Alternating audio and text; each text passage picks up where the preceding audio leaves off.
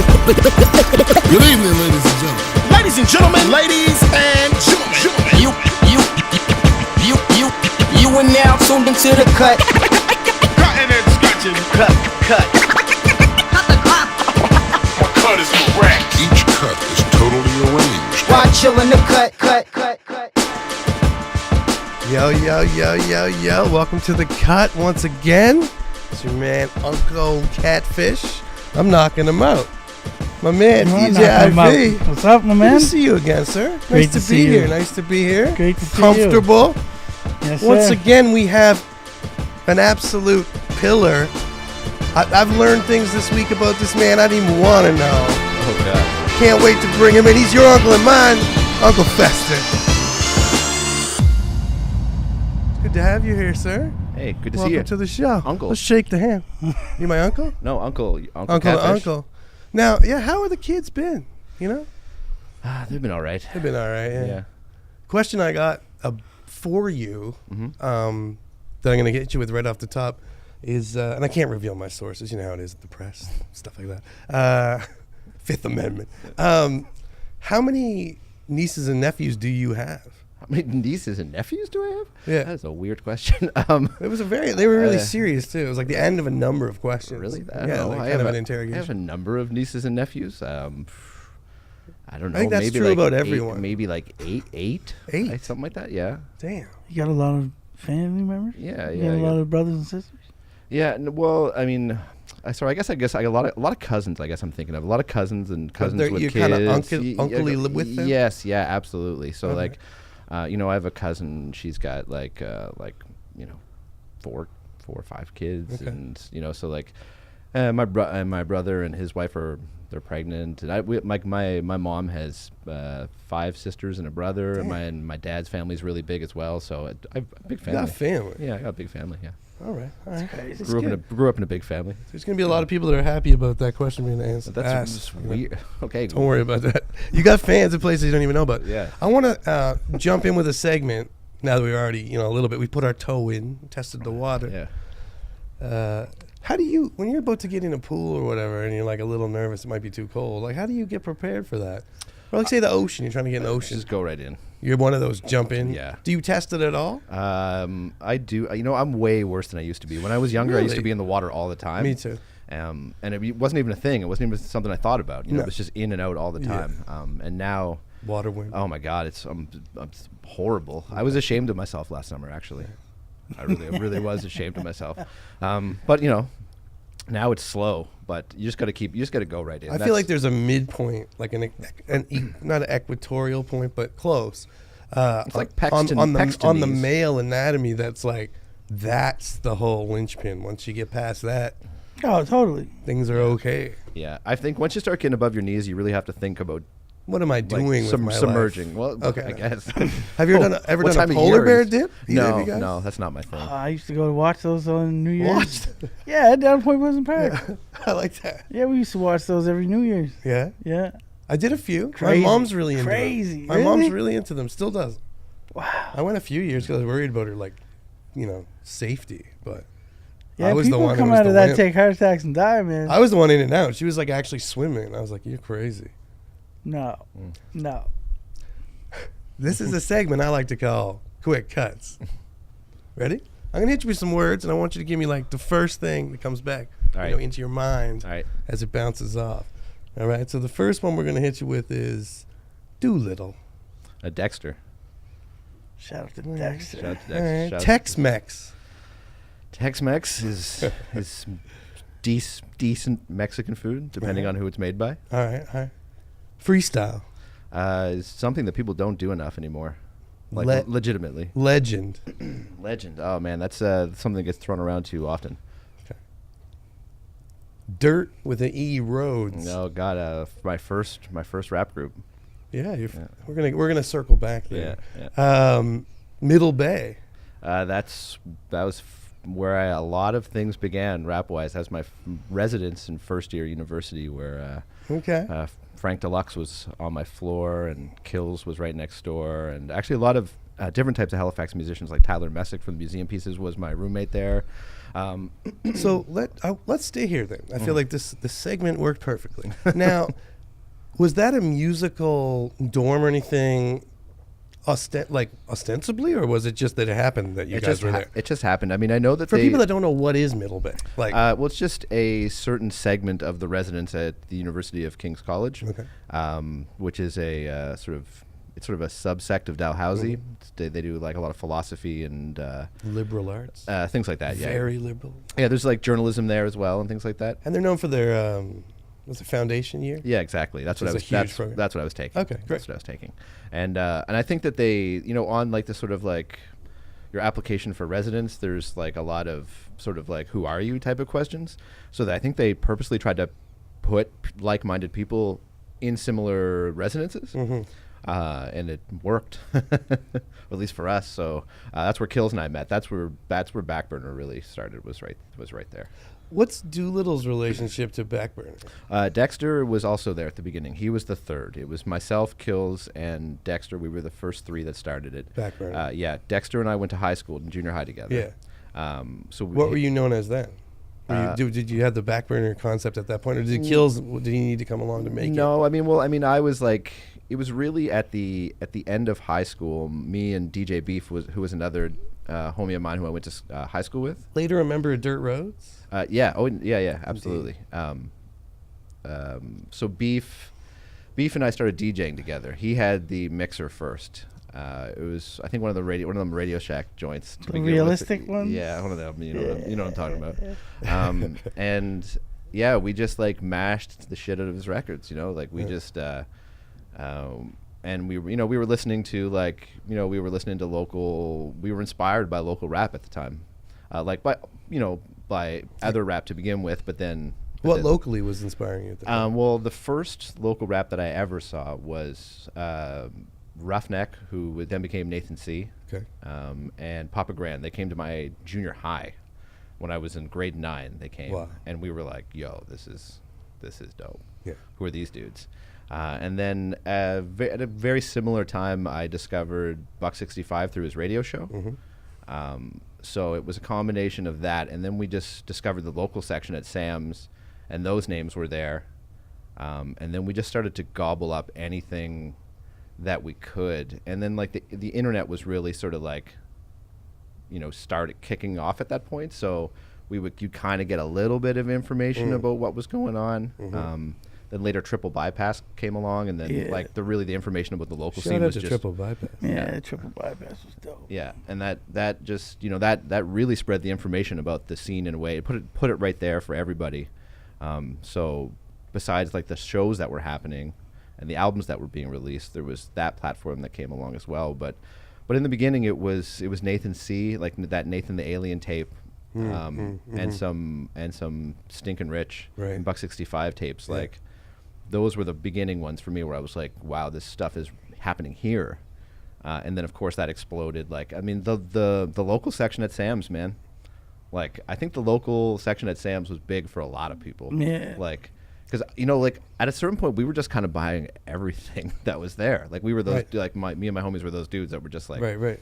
We were special ordering things that we saw in the source and in rap pages to Sam's anyway, right? Like non-local stuff, like, what's this Coop album? Like that, we saw this video, like this is dope. We should get that. We should get that. Yeah. Let's special order that. Like let's pay, whatever, $30 for the. That's a pretty big for the effect cassette, of what that brick and mortar place where you could go and say like, this is the stuff from here.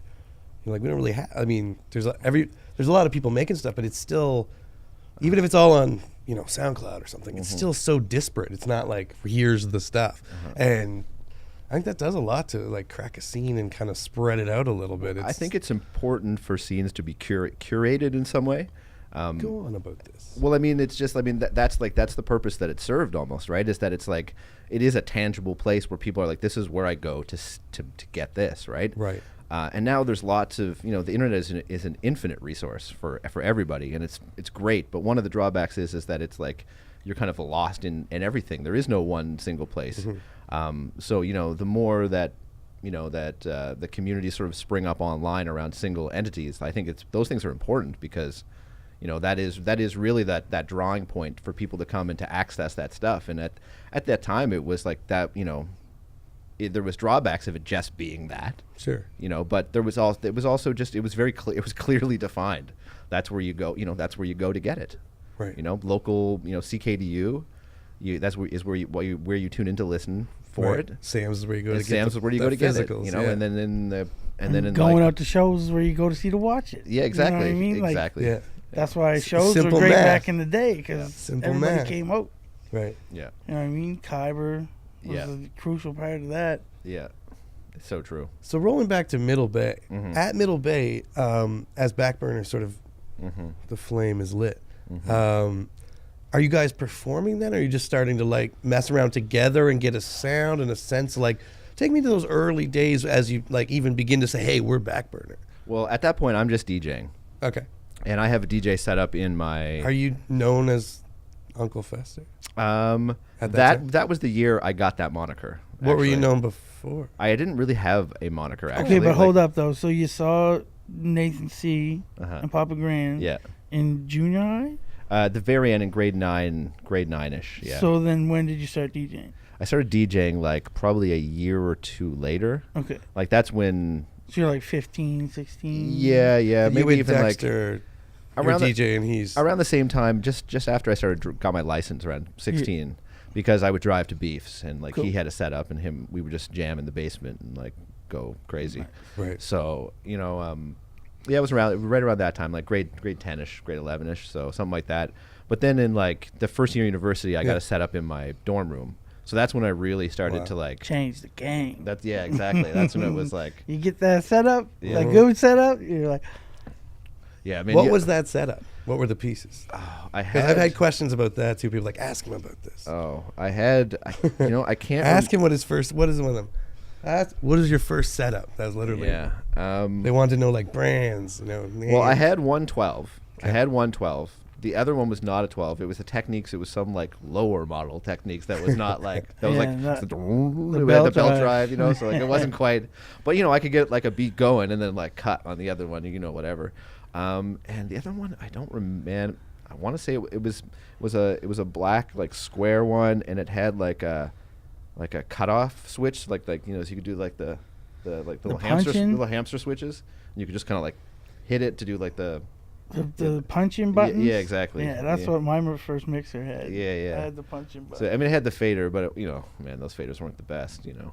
But it was like at the time, it was like the skinniest fader I had used. So I felt like I was you know getting there, you know. 'cause Right, I, right. I didn't have that like fat. We weren't using Beef's like fat Radio Shack mixer anymore, big you know. knobs, So big knobs. yeah, so So you get that gear and it's yeah, but Beef still had the better setup at that time. Beef had a Vestax 05 at that time.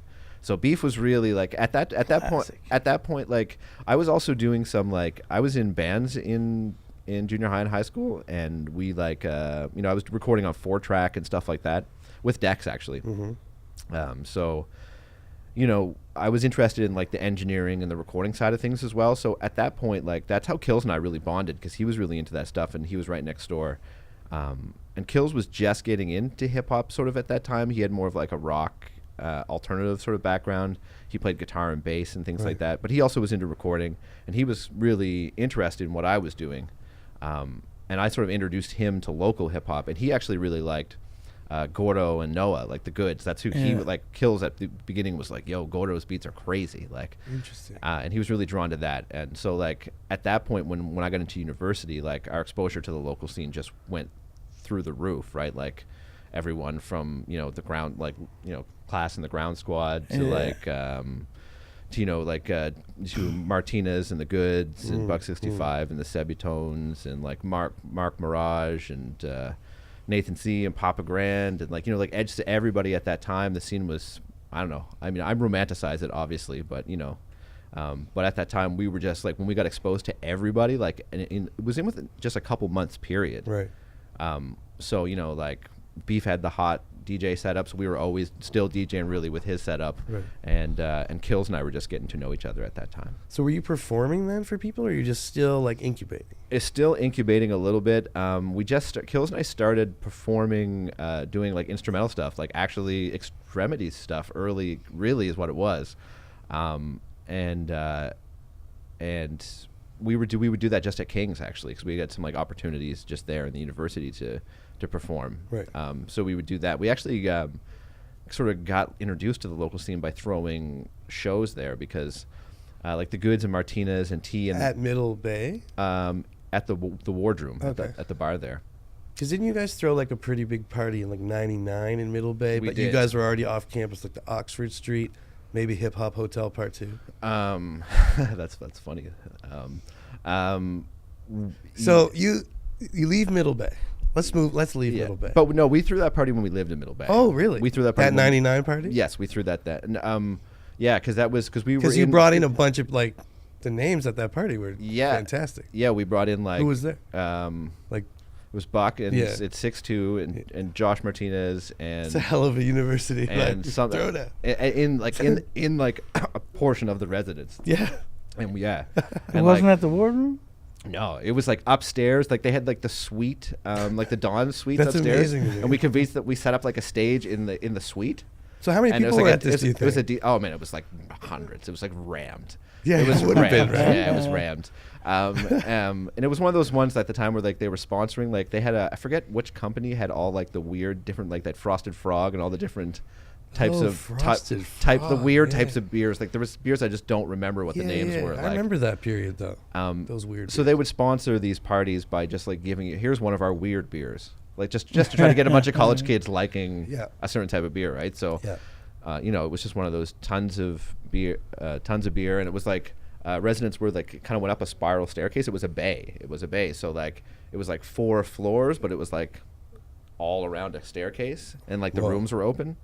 like the Guggenheim. Yes, and at the top, and we had like a speaker system going like through the bays down. Crazy. shit. Yeah, it was great. It was and like me and Kils did something early, and then like Was it on a weekend or was it on an odd night? I don't even remember, man. I could like at university, like it's like if some days the next day like nobody has classes, so those are Yeah. basically like weekend nights. So, but I don't remember. Like it could have been one of those nights, but I really don't. That would have been even I really- more epic. Yeah, It but was like Tuesday. yeah, dude, it could have been. It really could have been. It could have been something like that. It really could have been. But like, and the Wardroom also has a history of being connected to like the roots of Halifax hip hop, because that's really where the Goods and Josh Martinez came up, was at the Wardroom, and they were there a couple years before us. And when we came in, we heard about like their legendary shows at the Wardroom.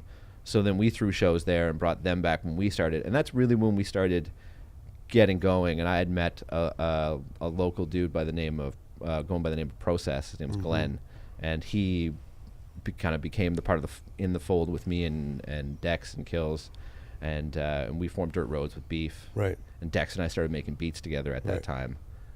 You're all living Are you living in Oxford now? Yeah, this is when we moved to Oxford, and we actually moved into a place that was like one of Halifax's 2 hip hop hotels, and we didn't realize.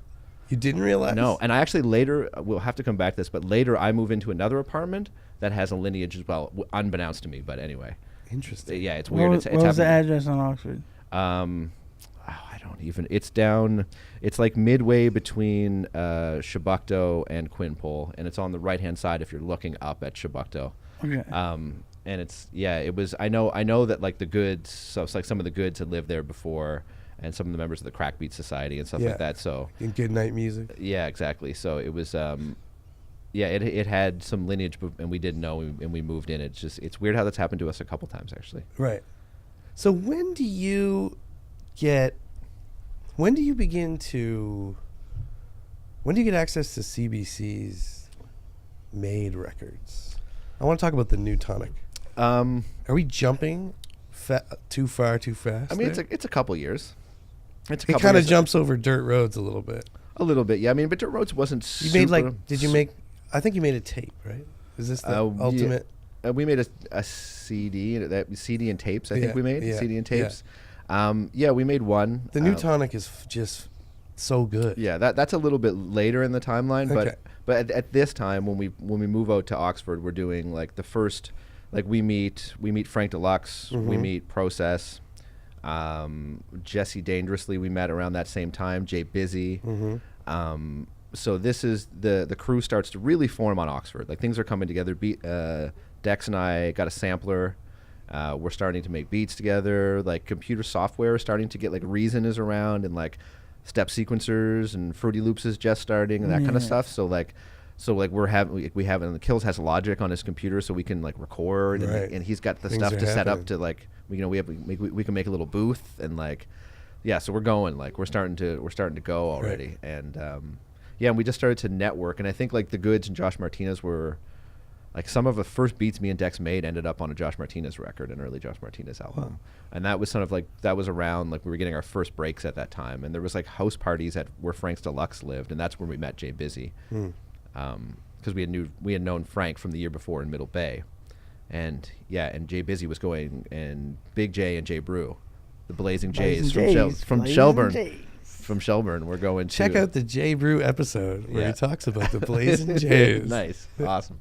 And those guys are all awesome dudes. And but Jay like Jay Busy really hit it off with us on like we just became friends, and he became part of our crew. And I think like in the early defining years of Backburner, he was such an important member for us because we were different than a lot of the other hip hop. We were a little bit more left field in some regards, but he was what was I think special about Backburner is that we ranged all different styles, and without him we would have been uneven in the beginning. And so I think he was really important in that regard in terms of an MC. Like Process was a little bit had more of like the sort of like true school approach that Busy did as well. So he brought that as well early on, but. Busy I think was just super important for us. Was that a conscious thing for you at that time, thinking like we need to have? No, not at all. No, not at all. Just looking back, it probably fit because of that. Yeah, and I mean also we got like accepted in the beginning by the part of the scene that was considered like left field at that time, like the Josh Martinez, the Buck 65, that sort of thing. Like it was really Josh Martinez and really Rob 62 early who like let us in. And showed us some things, and and at that time there was like a big producer ethos. Like you had to if you weren't sampling from vinyl, you were whack. Right. You were whack. Like you were like so like we kind of got like you get looked at. You get evaluated almost. Like you got to pay those dues, and then you get like let in a little bit, and then blah blah. And then certain dudes don't care. Like I remember DJ Moves in the beginning didn't care. Moves was just like he was just like whatever. What do you guys make beats on? I don't care. That's cool. Like you guys love rap, I love rap. That's cool. Like it was like Moves. I remember specifically Moves in the beginning like was different than everyone else because he didn't like the sort of the unwritten rules that everyone else played by. He didn't really. At least in terms of like the sort of the dues you have to pay to get into the scene. I'm sure you experienced the same thing when you came into the scene. Like everybody has to you have to prove yourself. You have to. Straight up. And the thing nobody gets to walk right in, what I mean? No. And the thing is that like you take your bumps when you first start to like I mean and the people that don't are the ones that are remembered in a different way. Like when Scratch Bastard came on the scene, like the way he cut at the time, especially for a local DJ, people were like it was like a bomb had gone off in certain regards, and like there are special people throughout the history of the scene who have done that, but most people have to like pay their dues and come in with their crew and like and network, and not that those other people don't either, you know what I mean? But no, like, I know, but there are some people that are extremely the talent sort of opens the door even bigger faster. Exactly, and like right places, right time, and like things like that. It's and that's what makes that's when we're lucky as a scene to have had those moments. Definitely. So. Well, that's part of what this whole like sitting down with guys like you is like this scene right now, I think, like always, is stronger than it maybe appears, or sometimes it's like always seems a little disconnected, but it comes together. But we've had so much to be proud of that we need to get on record that people talk about. But this helps have something to be like, this has been something that's going. I'm continuing something. I'm building on that history, and there is like our unique culture with those unique moments that. This is what we're sort of trying to capture that, And well, I mean, I think there's two important purposes being served there, and one is like a resource for newer people in the scene coming up. Sure. Because I think the more of this sort of stuff the more people you encounter, the more and then you'll find your lane though. You know what I mean? Like you'll find the people that you can work good with, and you can find, if you're an MC, you can find the right producer, or no matter what kind of artist you are, if you're a producer or an MC or whatever, you can find the best studio to work at. You can find the people that'll help you and show you to get involved with the music organizations, or all these little things. You know what I mean? And it's also good too because, like we were saying earlier, I think that it's important to have a place where people come and find out about it. Just the fans, Exactly. And I think that's actually, if we're talking, if we're just looking at the Halifax scene with a lens, that's always the biggest issue, is just sort of conglomerating all the fans to come out to these nights. You know what I mean?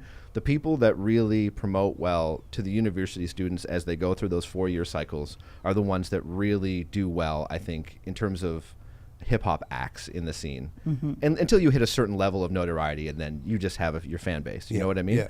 But I know that coming up in our early years, when we first started to put on shows, and we're coming out with different groups in Backburner and stuff like that, and put on shows or be part of other shows, the ones that were most successful were the ones where we really hit the universities and really hard, and posted them really well, and made sure we got on the radio there, and on the walls inside the university, not just on the poles outside, and every resource we had available, the coast or whatever it was at the time, we would try to do. Right. And I just remember that the times where we would focus. It's such a big university town. It's huge. You know what I mean? And I think that, and because there is a cycle where people come and go, it's hard. You really have to realize that those fans are cycling, and the scene does grow up in age and change. Yeah. So it's about as much about networking with younger artists and passing on, I think, what and being a resource for other people, and trying to be unselfish with that, because I truly believe if you're not like that, you're toast. Because no matter how popular you are as an act, that's eventually going to change. Right. And if you're involved on a local level, I mean, and I think it's important that you sort of give back a little bit, because it sustains you as well. Otherwise, you just sort of disappear. So, yeah. It's good to see on that note, and I guess I want to ask you, have you been in Maje's ear? Well, because I see he's doing that exact thing right now. He just put on a show recently where there's a bunch of pretty hot young lineup, and he was right at the tea room, I think. And that's maybe 2 or 3 of those now, where it seems like he's the right age. I think there's also something about the university crowd that's sort of obvious too, is the age. Yeah. They're the age that's going to go to a bar. Yeah. And then be out all the time. Yeah. They're young. Yeah. And they're always that age. Yeah. So they're always ripe to go out. Yeah, absolutely. So I mean, well, but anyway, I just wondering, because I know we're going to get way down to this part of the story. But have you been in Maje's ear a little bit? Well, I mean, about this? Maje's smart because he networks with a lot of people. Yeah. And he recorded I engineered his last record and mixed his record. For sure. So we've sat down and talked about a lot of different things. You know what I mean? So he's taken whatever he's taken from me and done his thing. But but he's definitely allegedly. Well, I mean, he's just one of those guys who, for sure, is networking with a lot and getting angles from different people, and trying to be in as many different ears as he can, and explore as many different avenues. And he's super busy like that in terms of the ideas he wants to accomplish and things like that. So he's super ambitious, and I love Maje. So shout out to Maje. Yeah, shout out to Maje. We did some fun things. I think the funny thing about Maje is that Woozy and I really connect musically, whereas Maje, in terms of as me as a producer, as a beat maker, I mean, whereas Maje, it's I'm not the right producer for Maje. Sure. And at least most of the time, not I wouldn't make a beat that would work for him, but you know what I mean? Yeah. Early on, there was this discussion about whether I would throw some beats at him, and I said, man, I don't think I'm the right guy for you. I don't think that I'm going to give you what you want or what you need. Yeah. So I just I just tried to keep it real with Maje early on, and just offer and really Ghetto Socks is another guy who's given Maje a lot of advice, and for sure. And that just to Maje's credit, he's the type of example other artists should really look to if you want to get involved with the local scene, and you just follow those doors that people open for you, because they lead places. Yeah. He's been at a few events where we've been kind of really discussing the do-it-yourself style of, that's how we used to do it back in the day. And he's really taken to that, where he's starting to throw his own shows and and stuff like that. So Mm-hmm. he's definitely somebody that can hold the torch. Yeah. You know what I mean? Going forward. So he's a great example. I want to move in to talk about the new tonic. Yeah. Would you say the Extremities like formed or became a concept like fully around this project? Yeah, that's really when Kils and I had always sort of envisioned some sort of thing where we were doing like beats and like doing like incorporating the DJ and like at that point he wasn't really doing the MPC thing like he is now. Yeah, he's a beast. He was really like he was the engineer for us in the beginning. Okay. And he was making beats, but he was making beats in Logic on the computer. Okay. And he was making dope beats on Logic, but he was engineering. He was the first guy that was doing the engineering for us.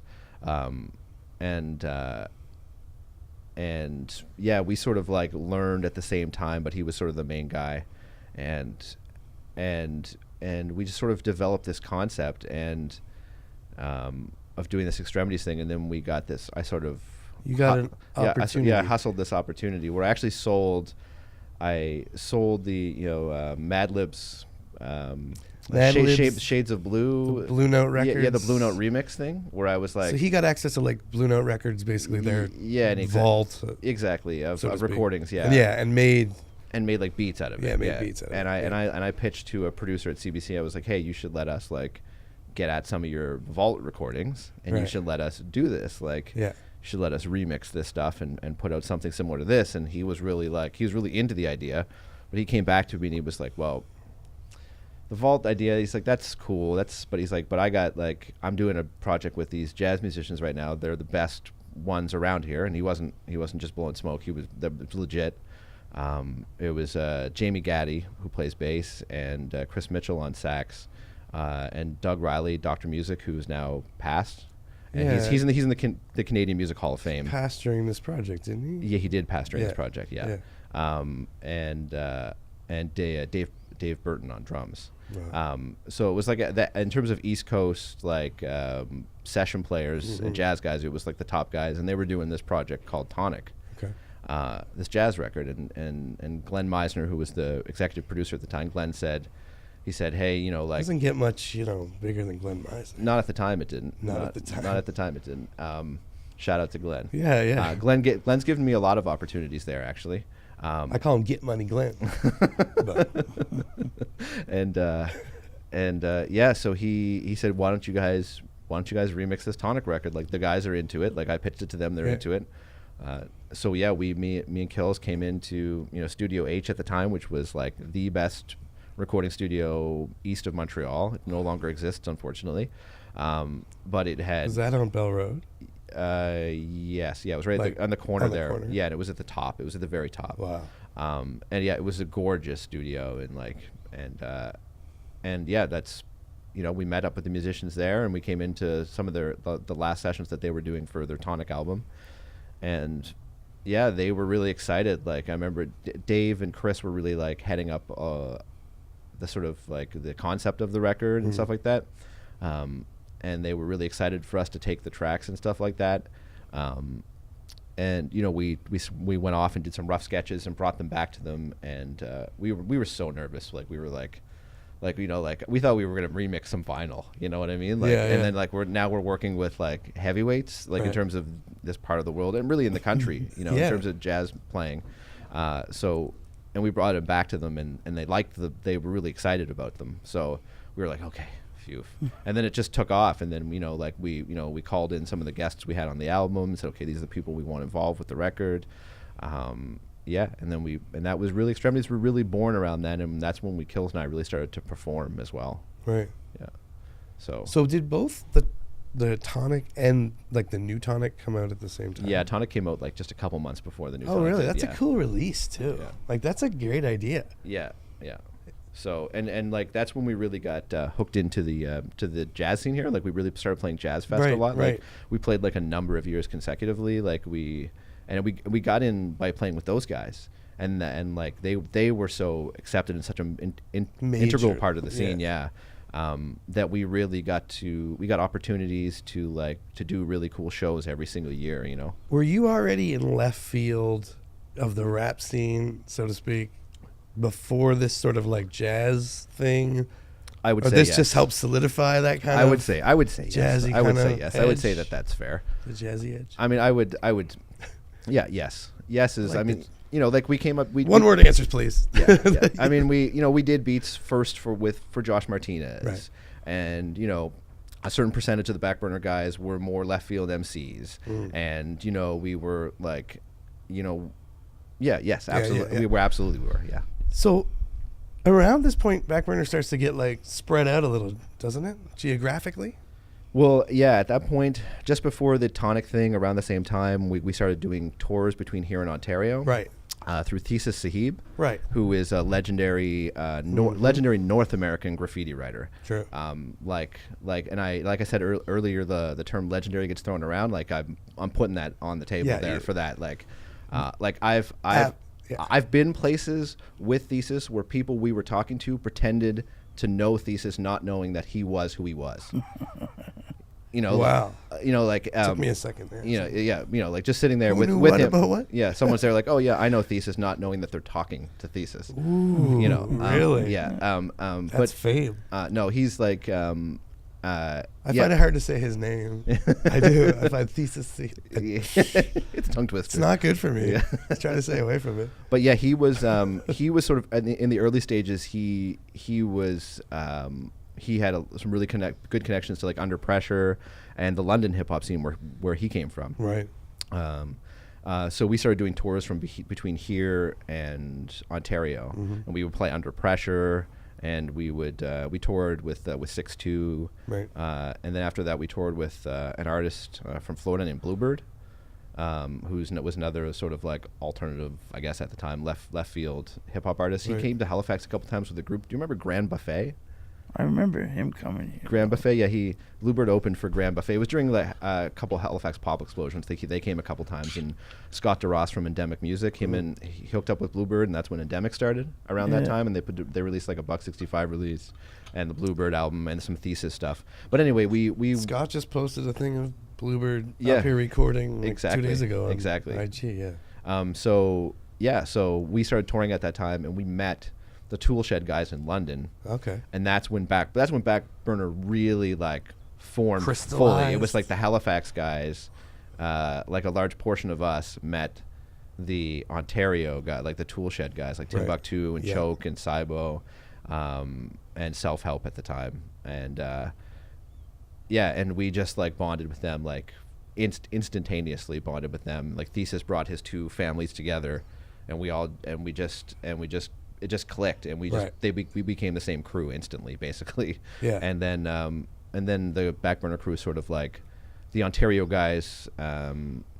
Word Burglar came along just the same because he had moved to Ontario, but was from Halifax Right, and was right. connected. So sort of around that same time, just after that tour, him and Beat Mason became part of the crew, and then they picked up like More or Less and Mr. E from Ontario as well. So the crew, like in the next 3 years, like that's when we grew. Did Thesis live here? He did, yeah. He came to NASCAD. Oh, okay. He came to I NASCAD, remember, yeah. like, at one point, he riddled the city. Like, his graffiti was everywhere.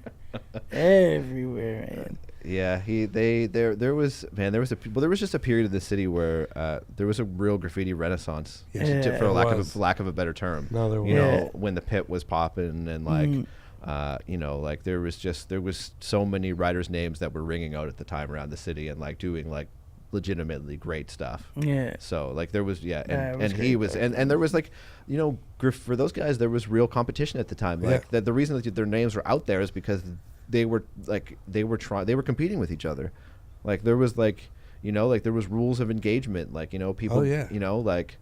People going over each other with bigger and better pieces, and when you didn't, then then it was on.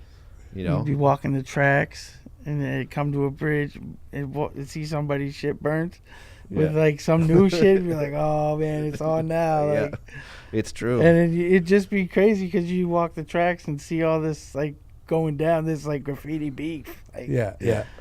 all Visual the time, beef Yeah, it Yeah. was great though because it was all on these cave walls. super creative.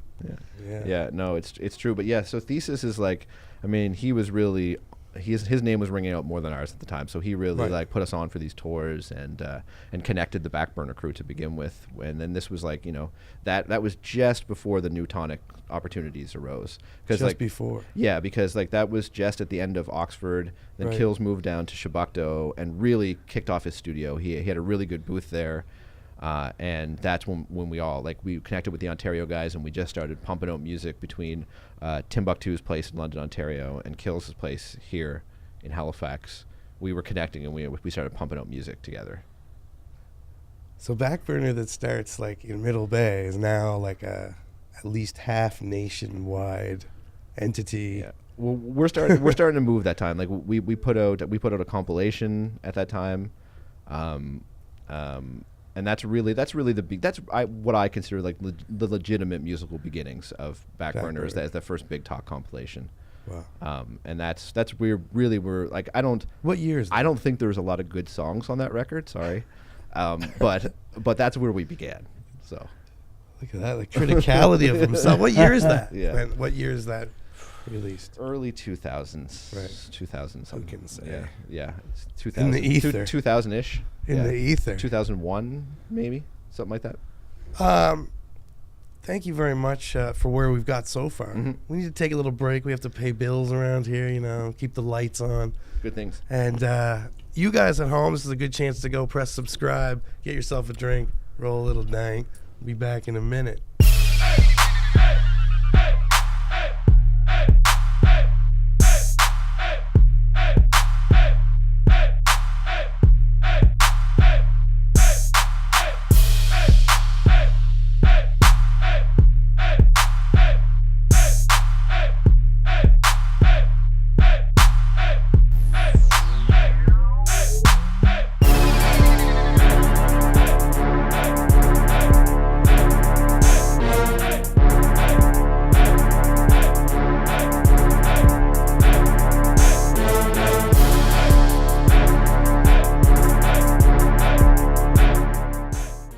Uncle Fester is still with us here. Mm-hmm.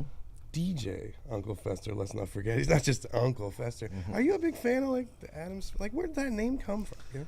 The name Obviously got that question too from the fans. It was given as like as a nickname at the time. It wasn't really like something I thought up. It was relational to being a DJ. No, not at all. Okay, just you as a it was. person. I was chilling with my homeboy Matt Wood, known as the Sauce. What up, Sauce? And we were at his homeboy's place, Jesse Harnden, and I think Jesse was frustrated with me for some reason, and he said, Fester, and then literally like my boy Matt started calling me Fester, and it just Uncle Fester, and then it just took off from there. Like, yeah, I don't know, like Weird. which I'm glad too, because like I wasn't really coming up with anything, and I don't know, I sort of feel like it's got to be natural, like it's got to feel natural in order so you can like feel good about it, Yeah, and I like agree. I feel like you're not going to sell it to other people, so I was happy to be sort of like given a nickname. Like my friends it just spread. And when it's given, there's something nice about that. Yeah, it's like other people. Yeah, exactly. So I mean, like, yeah, I didn't have to work for the name to start. I wouldn't call myself Uncle unless Nick's walked around calling me Uncle all the time, to the point that I was like, I guess I'm Uncle. Yeah. And so Yeah, you gotta be. It's like, okay. Sometimes you gotta be. Be. Shout out to Nick's. Yeah. Yeah. So yeah, it just was completely unrelated to DJing whatsoever, and it was like right at the time when I was starting stuff, and someone was frustrated and called me Fester, and a lot of my friends. They were festerated. Yeah, a lot of my friends used to say, "Oh, don't get festerated." Really? Yeah. Did you get festerated a lot? No, there was just an opportunity for them to say that to me. I think. I So, like their wordplay. yeah, it was good. Your friends. Shout out to your friends back then. I probably wouldn't get frustrated until hearing that. Probably, like more than likely, festerated. like I'm cool, I'm chill until someone starts needling with me with that. And I was like, Then it's on. yeah. This is a little segment I like to call Top Cuts. I want to know from you. It's sort of like a goat category. Mhm. If we could have a little goat run across the screen right now, that'd be great. That would be great. Like right here. I'm going to try to see if we could do that. There. Petting. You patting one? Yeah. Nice. Patting. Either or, whatever. Either way. I'm going to ask you the greatest of all time local DJ excluding you two. Well, if I took him out of it just if because I I didn't want to bias the Oh, it's situation. all right. Yeah, that's cool. Also, if I name myself, woof, That's fine. problems. MCs do it. Yeah, There's a yeah. big difference between MCs and DJs. Yeah, it's true. That's For like- one, we talk to MCs a lot more, right? Yeah. No, I mean, MCs, you have to be confident to be an MC. So like that's whatever. But Do you have to be confident to be a DJ? to a certain extent, but it's different. Like DJs are kind of introverts. Like it's weird. Yeah. It's weird how DJs are because they operate. Your job is to make people on a base level. I mean, DJing is a lot of things, but on a base level, your job is to like move the crowd. Really, But a lot of DJs are like, or at least grew up antisocial type of people, right? Like, that's just it's weird how that Well, works. yeah, like why would an antisocial? I guess they want to be the crowd to be happy. Yeah, It's or- kind of interesting dynamic, Yeah, right? I mean, Like- it's the type of skill where you need to lock yourself away as well, right? So the type of personality that's attracted to it also is the same type of personality that like I think flourishes at it. That has the drive to do what needs to be done to get better. To put in those reps to Right. to get that base level of skill to really just be able to be creative and do your thing and go. I As a- find DJs are a lot more respectful too, on the Respectful? basis of like DJs and MCs. What do you mean? Oh yeah, for What do you sure. mean? Like, Respectful in what way? I don't know. How about a there's question like this, let's say? No, just more like, like if the MC be like, "Oh, it's me."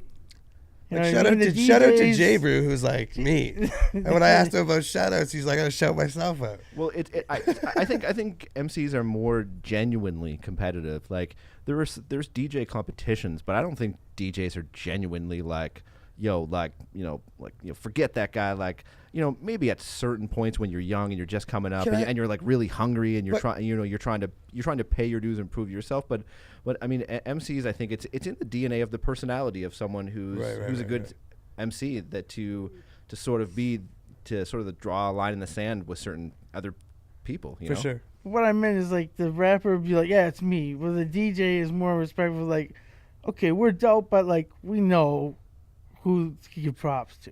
You know what I mean? Like Yeah. we respect the craft Yeah. to give proper respect to where it's due, instead of just Right, being like, right, "Yo, right. I'm the best." Yeah. Right. You know what I mean? Like, Do you think it's Yeah. also the fact that you're more than, and I don't mean this as a diss at all, but more than just a DJ? Like you also, make beats and produce and have like a even sort of pull back, even 20,000 feet view of a project, sort of executive producer level type Well, I think that- understanding that helps you have Yeah, that attitude towards other DJs for both of you? Like, I think if you were just sort of cutting in the trenches, it might be a little more like, fuck that guy, I can be better than that. But where you can be like, I could use that, or they could come on a project, or like seeing it for what it is. Do you think it helps having No, that? just like all wider the attitude? DJs that I've known just have that sort of. I mean, there is some I think just humans are naturally competitive on certain levels when you're Sure. involved with the same thing, right? Sure. Especially something like an art craft like hip hop and rap, right? How much has that craft changed from when you started here? I mean, it has and it hasn't. Like I mean, like that's a cliche answer, but It's like a cliche question. fair enough. I mean, little things change, like what's Is that like- competition still like there? what's popular, or like who's currently performing a lot in the crowd in the scene rather. Like who's releasing records, what radio shows are happening, like all that different stuff. That all changes, but I mean, like, there are certain things that just remain really the same. You know what I mean? And I think that has to do with the people. Like, there are still people who have maintained themselves in the scene and like pass things along, and things are different now. I mean, everything. The changes all have to do with the accessibility of the equipment, right? Of like you can do everything on your computer now, on your laptop now. Right. Like you don't need records and a turntable and like a box sampler and somebody who's got like a studio or enough studio equipment to do it. Like even in the early days of bedroom recording, like we were like some of the first guys I remember doing that in the like we were like the guys we looked up to when they started were looking for studio time.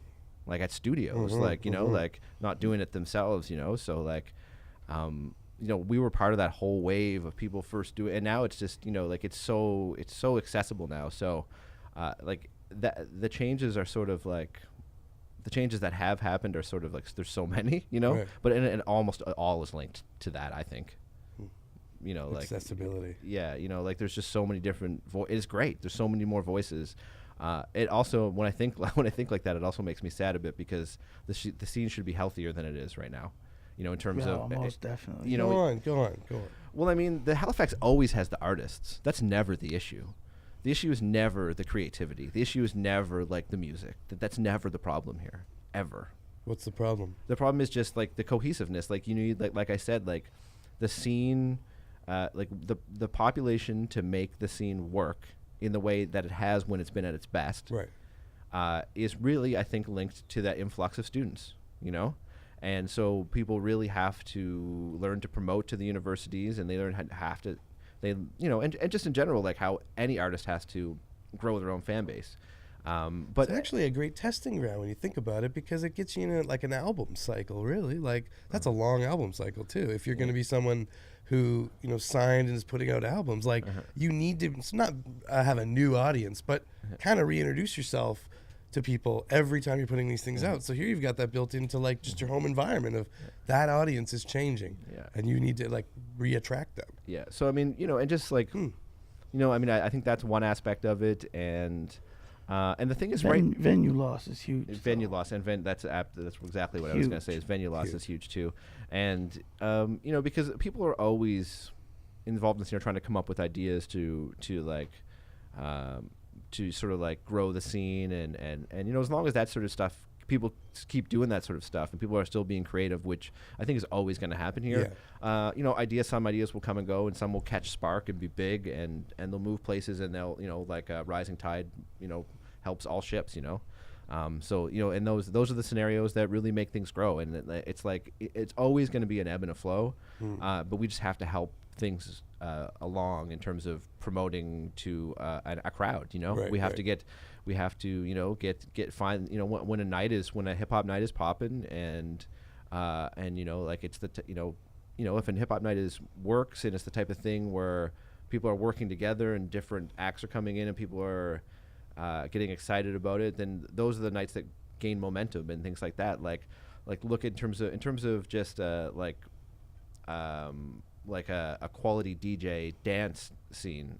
Look at the Jam, like when that caught momentum, that's so big, like what I mean? Night. Because like I mean, like it is certain people can look at it in a certain regard and say, oh, that's just a dance night, but like also like there's a high level of DJing that goes on in those nights, in terms of like even the work that goes in beforehand in terms of like edits that those guys do. For sure. And like there's some people go out and they don't notice those things and they just dance, and that's amazing. That's what it's there for. But also like when those type of nights catch fire, no matter what their purpose is in terms of like live performances or DJs or dance or whatever, those are the type of things that help scenes move forward. Like it's just sort of like just helping those creatives do their thing, really. But the GOAT DJ of all time in the scene is Joe Run.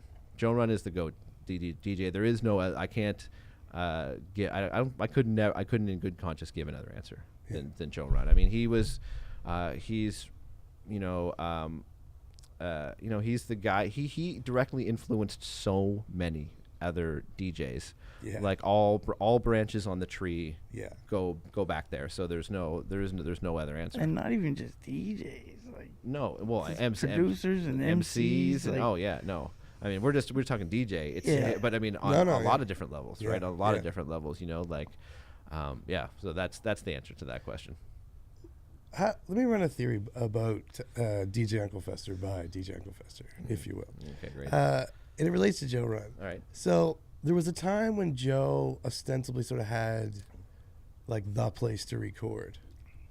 And therefore like everybody was recording there.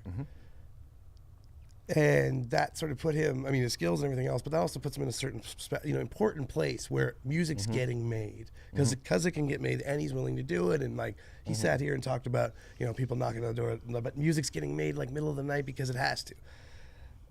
Oh yeah, What working, about with, you working at- with MCs is crazy. What about you as as sort of opening your home and being a second incarnation of that place that maybe not physically, but that you and whatever the place you're setting up has that sort of second way, the second Joe run that like keeps the scene pumping out music in that way. Well, not I mean, the only one doing it. I'm no, not saying that, yeah, but. What do you think of that theory of the role of DJ Uncle Fester? Well, that's flattering. I appreciate that comparison. But I mean, it's not the same because I'm not the only one. It's not the same. And that's a huge like, difference. It is a huge difference. Yeah. I mean, like there was, there just can't. There will never be. I mean, that's almost a cliche answer, but like there just will never be because like. He's so directly responsible for everything. True. It's weird. So it can't be the same. But I mean, I do try to like that is the situation I'm in. You've worked with a lot of people. I've worked. Yes. I mean, even just as a DJ who's done cut courses for underground rap albums throughout North America now.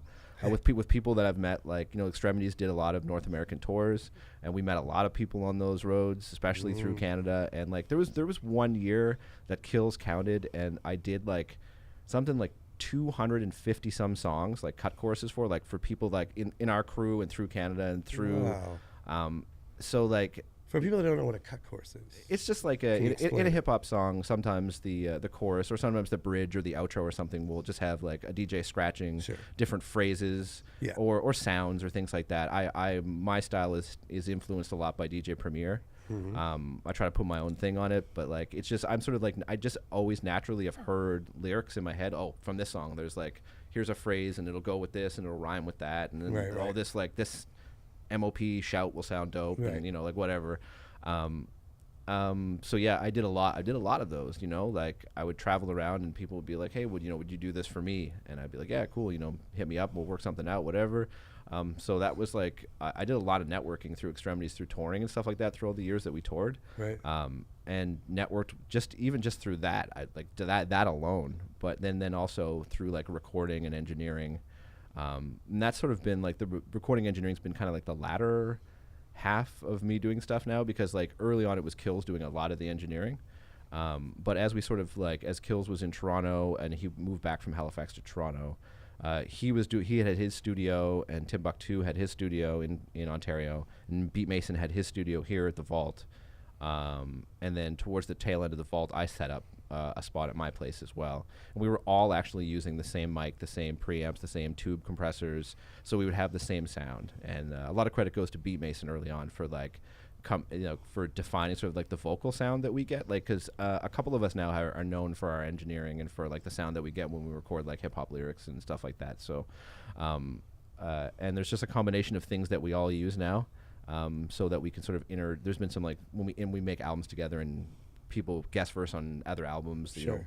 When solo albums come out from the crew and stuff like that, we can interchange and sort of the sound quality matches and it kind of goes together easily, and we can it can mix together easily and everything sounds legit and proper that way. So that's how we sort of through like the engineering side, through the DJing side, and through the beat side, I've networked with a lot of different people.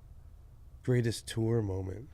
Oh wow, oof, that's a hard one, man. Like that's, that's even like a sentimental question. They Like can't ask people that. no, but I mean, I'll give you one. I'll give you one. I don't know if it's the greatest, but I'll give you a tour moment just because I thought. Well, I was going to give you like a narrower, a smaller, like Okay, sure. a piece of Sure, it, if you want. Sure. When's the first time that it's sort of a first too, but also, when's the first time that you felt like you had, if you remember it, like the crowd kind of in your hand, where it was like, whoa, watch this, like That was definitely they're moving when the way I want them to. I got them. That was definitely a Halifax thing. That was like Yeah, early. and then I'm gonna go to tour in a minute. Getting my feet wet on at home first. I specifically remember an early sort of when Backburner first started to pop, and Word Burglar released an album, and we released it in Hell's Kitchen, and it was like the whole crew played that night. I think maybe Joe was there, played with us too that night. But anyway, the show sold out, and there was a lineup beyond the sellout, and that was one of the nights where we're like, okay, we're going now. Like we're going. We've got something, Yeah. And yeah, I remember that night, like, you know, like people knew lyrics to different songs that the different members of the crew had, and like, and it was like, okay, all right, like we're like this is legit, like we're packed, and like the energy, you know, like there's real energy exchange happening here, and like, you know, because when you're an independent artist, and like, and just a segue into the tour moments and stuff like that, you know, like, you know, I'll ask, maybe Ivy will have to think back to more of the beginnings of you and Classified, because now you guys probably don't experience these as much, but like sometimes when the Extremities were doing North American tours, the thing is like we broke in through radio exposure, actually, because we got popping on the college radio charts in the States, which is for young artists, like in Canada, in the States, get on the college charts, get your music, find out how to do that, contact your local music organizations and find out how to do that, because that will break you into cities before you even step foot there. Like that legit still happens. Yeah. So do that. Because we got on the charts down there, and we started being on like the big top 40 North American hip hop college charts. Right. And people started to, and then, you know, we started getting feedback about which radio stations and which disc jockeys and which DJs and which places were playing us, and we reached out to every one of them. We reached out to all of them, and we started to network, and we built, you know, big shout outs to Kils, who did, you know, a lot of ways in terms of like Drop in Science 100% is like that's Ghetto Sox's thing. But in terms of like setting the architecture for how we were going to survive as independent acts in Canada and in North America, like Ghetto Sox and Kils deserve a lot of credit for setting the example for all of us in our crew. In terms of like getting that headway and being the ones to be like, you know, we're going to get at all these people, and we're going to network, and we're going to build with these people, and we're going to book our own tours, and we're going to hit the road, and we're going to find the places where people know us, and we're going to build with these other artists. And that's how we did it, just brick by brick, really. You know what I mean? And and as I was saying earlier, just to go back to it, like some shows are horrendous in those early days. You know, like when you're playing along, like, you know, we'd be doing 30 dates in the States and cities we've never been to. And like we go to a city where we were popping on the college radio, and we'd have good local support, and it would be a great show. And then we go to Moab, Utah on a Monday, and the promoter's not there. And and Utah. Yeah, Moab, Utah on a Monday. And the, you know, and the promoter's not there, and there's no local support playing with you. There's just you and the other touring act that you're with. And neither of the acts have played there before. Who are you there with? Like this? What's this tour? This particular tour was and a lot of this tour was great. Okay. This is like one of those shows. It was Extremities and a beat maker from LA named Eraserface. He's down with like the oh man, it's escaping me now. Why am I the beat, like D Styles and Daddy Kev, and they have a big night out there. Low End Theory. Yeah. Thank you. Yeah. Low End Theory. It's like the big, like no DiBiase and Gas Lamp Killer and all those guys. Yeah, is one of the MCs that hangs with them. Yeah, it's like all that. It's like the LA beat scene, like the lo-fi hip hop and stuff. Yeah, exactly. Yeah. And Racerface is out of that scene, and he's a really dope producer. And we did a tour with him, which was really dope. But Moab on that Monday was not very good. And what's one of your favorite moments from tour? Not the greatest moment ever. I mean, like, what's a favorite moment? Just like that I remember fondly, or a funny moment, or how about both? Okay, well, I mean, I like to call this segment "Fond and Fun." Okay, well, funny was one of our early tours. I'm going to tell this one because I was thinking about it recently. Yeah, please. We were in Guelph, Ontario, and it was after the show, and we were just roaming downtown, and I was with, and the Verbals had gone off to an open.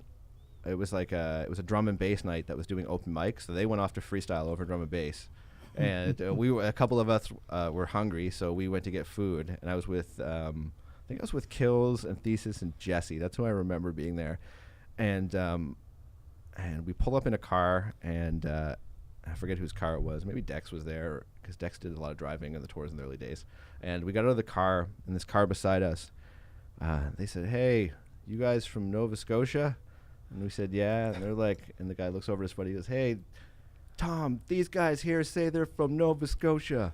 Hit the music!" And they hit play on their car stereo, and Stan Rogers comes on, like Barrett's Privateers, and they all, like, four of them hop out of they were in a Trans Am with It was like a Trans Am type of car with the top down. Okay. And they hop out of it and they start like dancing around, and they start insulting the shit out of us, like they just started going off on us, and then they hop in the car and they like rip back and they like rip off while like giving us the finger and like F you and like go to hell and like and it was we were just literally it was like a scene out of a sitcom. We were sitting there like Shelbyville. I just want to go back to like I know. I just want to go back in their world, like I don't know what 10 like, minutes before they met you. I Like, know what's happening. They Are hate they Nova Scotia, I Are guess. they ready for for Yeah, this? were they looking for Nova Scotians in Guelph? To this day, we talk about this and wonder like what was going on. I just The Nova Scotian Guelph hunter, or the Guelph Nova Scotia Yeah. hunters. yeah they didn't like us.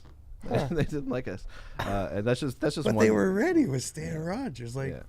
I mean, when you're on the road for a long That's time, and trolling. it's like there's so many ridiculous. Like that's almost how you survive, is like by having these amazingly ridiculous moments. But, sort of like the. Some shows in, one moment this just hit this. I don't know if this is the best one. The one just that just dawned on me. I remember me and Ambition flew out to Toronto, sort of a surprise, to hop on. Fresh Kils was playing with this group called the Get By and Tres Leche, and I think the show was R.A. the Rugged Man and Killer Priest were the headliners and somebody else, and they were like Kils was playing with, and my boy Pangea was DJing, and I think maybe Rich Kid was on the bill as well that night. wow. It was a I wish Big I could. bill. I can't. Yeah, it was a big bill, and it was a big venue. I wish I could remember right now what venue it was in Toronto. But Ambition and I flew out, and we wanted to spend some time in Toronto. And we were like, man, we're gonna go to the show. And I remember it worked out where Penji was like, yo, like hop up on the tables with me, and do something with like me and Kills and you, and like we'll do something on stage. And Ambition got on and did some tracks. And I remember. And it was one of those moments where, like, people always talk about, like, you kind of have to get over away. Like, you don't get really props at home until you get props away. You know what I mean? Like, you got to, like, or you almost get props on the road before you get real props here, you know? Yeah. And I remember, like they sort of said, oh, here from Nova Scotia, Ambition. And they introduced me, and I started doing cuts with Pangea. And, like all these people legitimately reacted. And for me, it was this moment of, like, whoa, like I have a name here now. Like I've performed in Toronto enough, and the Extremities have done enough, and these acts that we're performing with, like their fans, like their people, and like, so for me that was a moment where it was like, oh, all right, cool, that's really cool. And I remember that Killer Priest cornered Ambition backstage that night and was like super into what Ambition was doing, like, Really? yeah, like was just like gave him props and been like, yo, keep doing what you're doing, like you sound dope. And Ambition is one of the best voices in rap. And period. Yeah, baritone sound. Yeah. Man. I know He's he does. like- There's a legend that about that show that because I wish I remembered the name. Maybe it's in the Great Hall of Toronto. I don't remember. I forget. But there's like a balcony at this venue, and there's a rumor that Drake was in the balcony for part of the show that night watching. That's what like the rumor was that night. But it was one of those nights where the crowd was packed and there was Phantom like of the Drake lots Opera. lots of backstage movement. There's a lot of rooms connecting to other rooms, and there's lots of large those goes at shows where there's large groups of roaming parties backstage, and like it was kind of a wild scene, Right. but it was a fun night, and it was one of those moments that I'll sort of never forget, like just being like, okay, we're on the map a little bit, you know what I mean? So there's a lot of highs and lows when you're on the road. What track over the years, it's sort of like a greatest of all time question, like a GOAT question would be, for you personally, over the years, what would be the greatest track that you could move a crowd with? That like over time, if you had a playlist of like, this one was the one that I used the most when I was like, I gotta get him, or really like your go-to home run. I've always wondered if is that something you think about? I mean, Or is it always so of the time that you're not gonna like something's not gonna last in that position long enough to be like the greatest of all time, so to speak? Oh man, greatest of all. That's so hard. That's so hard. I mean, I always have like certain tracks that like I have in my current like sort of like dance sets. You know what I mean? Like, and I'm actually someone who hasn't like traditionally DJ'd clubs here a lot. You know, like I've played like hip hop nights, but like not a lot of dance nights. It's actually a DJ muscle I haven't gotten to flex a lot, and it's like one of the things that I kind of I wish I had like you know, I think I was pursuing a lot of different things like engineering and producing, and we were on the road a lot, and you know, I was always doing a lot of like album work, like Extremities. I was doing a lot of like instrumentation DJing and stuff like that. But I always wish I had got more chance to do club, because I've always had sets, and I've always been tried to keep up with what's going on, and like, you know, when edits came in and be on top of having my edits ready, and like, you know, like even though I don't get to spin a lot, I have this DJ like bone in my body where I'm ready. You know, so like, but right now K-Tronada remixes like are pretty much like you know, like he just like, I mean, you put on a good danceable K-Tronada track and the club is gonna light up.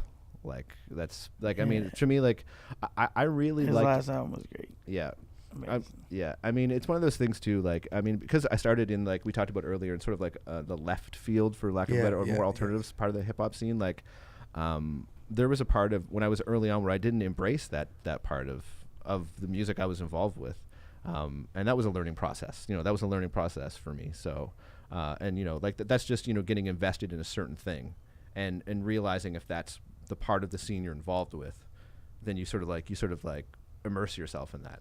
Right. But it becomes unbalanced after a while, right? And so, but I mean, yeah. Sorry, a long answer, but K-Tronada right now is where it's like, just in general is where I'll go. His tracks, his remixes, and that guy's fire. Something that I think is a real fun story involving DJ Uncle Fester, and something that I'd be really remiss to go into is, and it was on my greatest of all time, and I was going to ask you, what do you think your greatest of all time tweet is? Because it leads me into something I want to talk to you about. Well, I got requests for this segment. Well, I call this top. Well, I'm actually not. Tweets. I haven't been on Twitter for over a year. And why is that? I in general just wanted to have less social media in my life. Like, there's certain amounts I want to use for music, and to like be able to promote myself musically, and to stay in touch with family and friends and things like that. But you know, I love Instagram. Yeah. I'm on Instagram. I really love Instagram, and I'm on Facebook, and you know, new things will come and go. But just Twitter wasn't. I just found I wasn't like. Did you find Twitter brought out a mean part of you? It definitely did. It does for me. It definitely did. It does. It There's definitely something did. about that platform. There's that's definitely like, fight me. Yeah. Well, there's definitely why. There's definitely a part of less social media like that where I was like, man, I just like, I'm concerned about things I don't need to be concerned about in general. So there was like, you know, just reducing it. We all have a lot of noise in our life. You know, that's a common theme these days. So, you know, just trying to reduce that, and just like, you know, find out what's healthy, for me. But I know where you're going with this. So what do you think your greatest tweet of all time is, though? What, my greatest tweet of all time? I don't know. It's probably some obscure joke about nothing, and I don't know, maybe something about basketball, maybe, but maybe my most infamous tweet. Yeah, okay, let's do that. My most infamous tweet is a tweet involving Telequilib. Yeah. You have a beef, or had a beef, a Twitter war. Well, some beef is large and some beef is small. What some people consider beef is not beef at all. You know, and I wouldn't say it's beef, but we did have a little back and forth. A Twitter spat. We had a back and forth.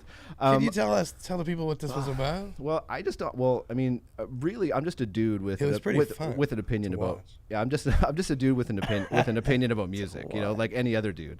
Okay. And I just I don't like him as an MC, just in general. Yeah. I just have never enjoyed him musically. Okay, fair enough. We don't have to like everybody. And currently, at that time, the Anderson .Paak album had just come out. Right. And I personally felt, when I listened to that record, that was like a classic record, with the exception of his verse. I mean, he rhymes miracle and lyrical on a song in 2016 and 17. Like, that was not okay in like 2000. Like that's literally how you mock somebody. You know, like a miracle, lyrical. Exactly. Like, and just like that's the joke. I mean, I just never really I was never into him. And then like fine. That was currently playing on my mind. Okay. And the Tribe album was coming out. Okay. And I saw he was on the Tribe album. And you're like, and I decided to. I wasn't even like that. I wasn't even like that at all. But I thought it would be funny for like me and my friends, like for me to tweet like, oh, you know, super excited because I was about the Tribe album coming out. Yeah. And Kils and I had worked with Ali Shaheed on the Extremities album. Yeah. We had a genuine relationship for a little while with Talib, Kils especially did. And you know, and Tribe was a major inspiration on my life and my music. And you know, especially actually like when we saw the Tribe documentary, like Kils and I sort of discovered like because Tip and Ali sort of reveal in that documentary how they work together, how they produce in tandem together, the beats, you know, and what each other's roles were, and it was like eerily similar in some ways to the way that Kils and I interacted without really knowing. And so Are like you who I are mean, you? well, I mean, there's sort of like there's a little bit of each, right? But I mean, Kils was more of the I was more the Tip. Kils was more the Ali. But I mean, there's there's obviously a lot of differences there. But it was like one of these things where we were blessed to be able to work with Ali. Anyway, really excited about the Tribe album coming out. As most hip hop fans are. Yeah. And I just tweeted out, you know, super excited about the Tribe album, despite the fact that Talib Kweli was on there. Even he can't ruin it for me, or something like that. I don't even remember the exact. And he decided to clap back. He got really angry about that, and he decided to come back at me about it, which I thought which kind of already is an L for him. I agree. And honestly, like you know, just like let it go. You know, like I mean, you know, like I was just being like a petulant, like little snarky person at that moment. You know what I mean? I was having a laugh, you know, like whatever. It's not a big, like I don't like, and to truth be told, like I've been behind the scenes on certain show promotions and other things that have happened all, you know, in a lot of different places. And I've personally just don't like the way he operates.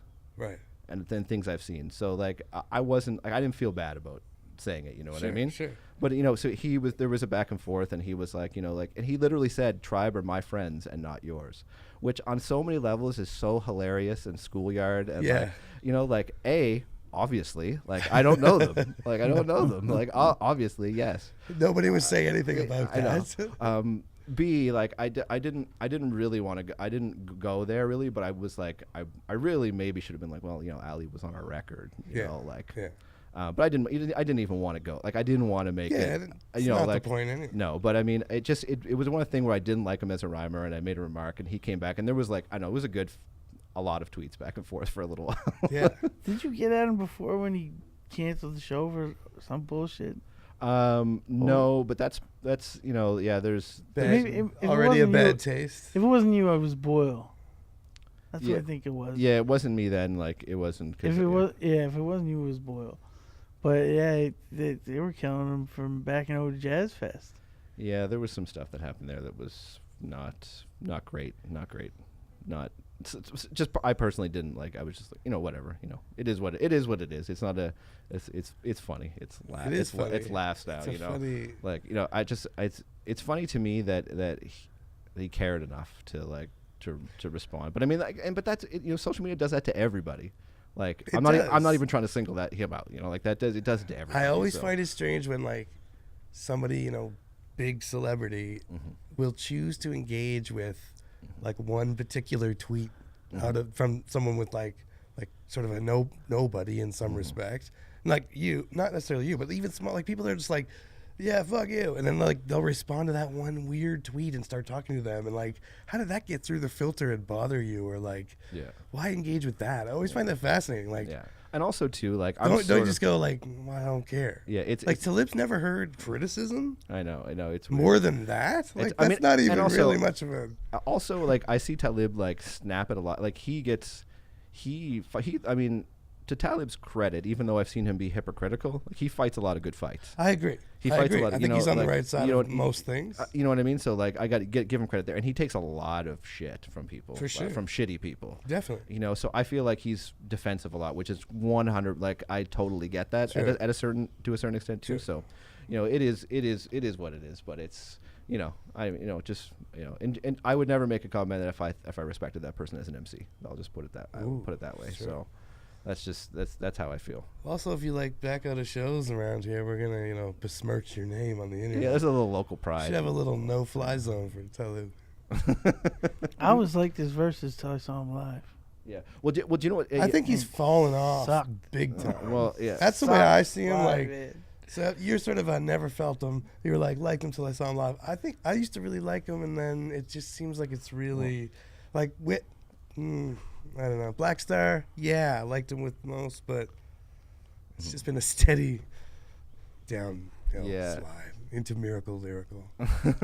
Yeah, no, Whip. that to me was just like, man, you just besmirched this beautiful record. And I think he's changing. Like, well, it's sort of a segue into something I want to ask you, but to stay with him for a minute, I think a lot of he's becoming more and more of sort of an online activist for a number of things. Seems like it's taking a lot of his time, and maybe it's taking away from being an MC, and that's fine. Like, transition. Like, just don't do that cool. other I mean, thing. And I would never tell anyone not to make music. No, I'm not saying that. or make their art. You know what I mean? Like, gonna get 1 million views. But if Yeah. you don't- if you're All only- negative. If you're only gonna make a little bit of music, you might as well make it good though. yeah. I mean, Well, that's kind of what Especially I'm if you're only saying. gonna make a little bit of That's it. sort of Like, what I'm saying is just do the activism stuff that really matters, and that's where your heart is. Like, Yeah, but they're talking about a new Black Star album. Everyone's excited about that. I mean, everyone wants to hear Most Rhyme again. Everybody wants to hear Most Rhyme. see, I'm bitter at him for the same thing. Yeah. At Jazz Fest. But I mean, like, it's hard to tell. Like, I mean, I really don't. As someone who was there at that time when that happened, What happened? the most show, yeah. like, it's really, I don't know. I mean, I don't really know. I don't know anything for sure at all, to be honest. But like, I do know that it's hard to tell whether that's. I do know the Talib thing was Talib backing out. Personally, him doing something, right. not liking something, backing out, leaving with. And the most is different? And there was a lot of. It was more. I don't know. I was not the promoter. I was not the person dealing. Sure. But like What's your understanding of the the situation? rumors that I heard were like there's middle people between of them course. and Mos, and it was very hard to tell what was happening. To be honest, up until the show was happening and things were happening live, there was still an understanding that he was inbound. Yeah. So like it's just I just feel for the promoters and all the people that put in all the hard work and did did all the usual diligence that people do to make these shows happen, and it still didn't happen for some reason or another. I already got here, but he never got off the plane. Yeah, who knows? what I heard, and there was people. Yeah. There was also things like that he was seen in Paris at a fashion show that same night. Yeah. Instagram post or something. Yeah. There was so many weird. Man, it's honestly like it was so weird. It was so weird. And Why do we have such a bad track record of shows? but that was weird too because there was the weird Our weather. customs is fucked. But that was Do weather. you think Halifax has it worse than other We have a cities really in bad Canada, though? customs. We have a really bad customs Right. here. So is That's it better to They're fly more- into they're another more- country? Oh, Another 1,000%, 1,000%. Yeah. We That's, we And tell start the tour somewhere else? we tell promoters to do that. Right. Like if you're gonna bring him in through Toronto and then fly him down here. Yeah. yeah. Because don't get direct flights to Halifax. Yeah. Because that's- 9 times out of 10, It's not happening. they deny more than they allow. Yeah. Let's that's- put it that way. That's the truth. Over Yeah. stupid shit too. Yeah, and I know also- somebody that slept in the cells out there. Yeah. And also Somebody came here with another artist. I can't say, they'll get mad. You already bitched me out on Twitter for that shit. All right. Some artist came here with another artist. Yeah. They let one of the artists through, and they wouldn't let the other guy through. They made him sleep in the cell. They say, yeah, you get the next flight back to the States tomorrow. Yikes. And he was on the same flight back as his boy. Oh. Came here, did the show. They wouldn't let him through, and he's a legend. Slept in the cell. And they made him sleep in the fucking cell while they let his boy go through. brutal. Well, Yeah. who is also a legend. Yeah. But if you remember the Most Def night, there It's was all also coming together for me now. there was also like hurricane winds and stuff that night. If you remember, That's true, it was yeah. like it was a really like there was weather stuff. Like I know that for sure because the Extremities, we were supposed to do a really big show. Like me and Ghetto Sox and Kils and Kils and Ghetto Sox both got stranded at different airports. Like our sax player and Kils and our singer got stranded. Maybe they got landed in Fredericton or something like that. Right. I can't remember. And then Kils got Sox got stuck coming from Calgary in Newfoundland. What? Yeah, I know. So it was like a weird night where like everything just like fell to pieces. It was Yeah, it was a weird night. It was a weird night. I mean, we did what we could, but you know. Yeah. But anyway, yeah, that's but it's weird that like Halifax has been kind of burned both by Mos and Talib for different reasons. You know. It's just It's great. history. It's history. It's Shining. yeah, but we've also had like let's not forget Jazz Fest has provided some like legendary shows Oh. at this point, like the De La Soul, the Far Side, Sure. the Deltron, Erica Badu, Lauryn Hill. Lauren. Yeah. Oh, yeah, sorry, Lauren Hill, not Erica Badu. What am I talking about?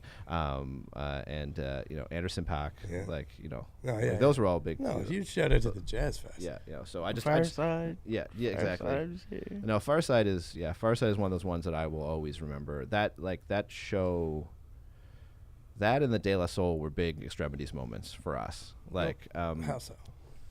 because you were asking about moments earlier. yeah, Like yeah. the De La Soul one was actually really big for us as a crew, actually, because at the time Sox was working with the Beatnuts,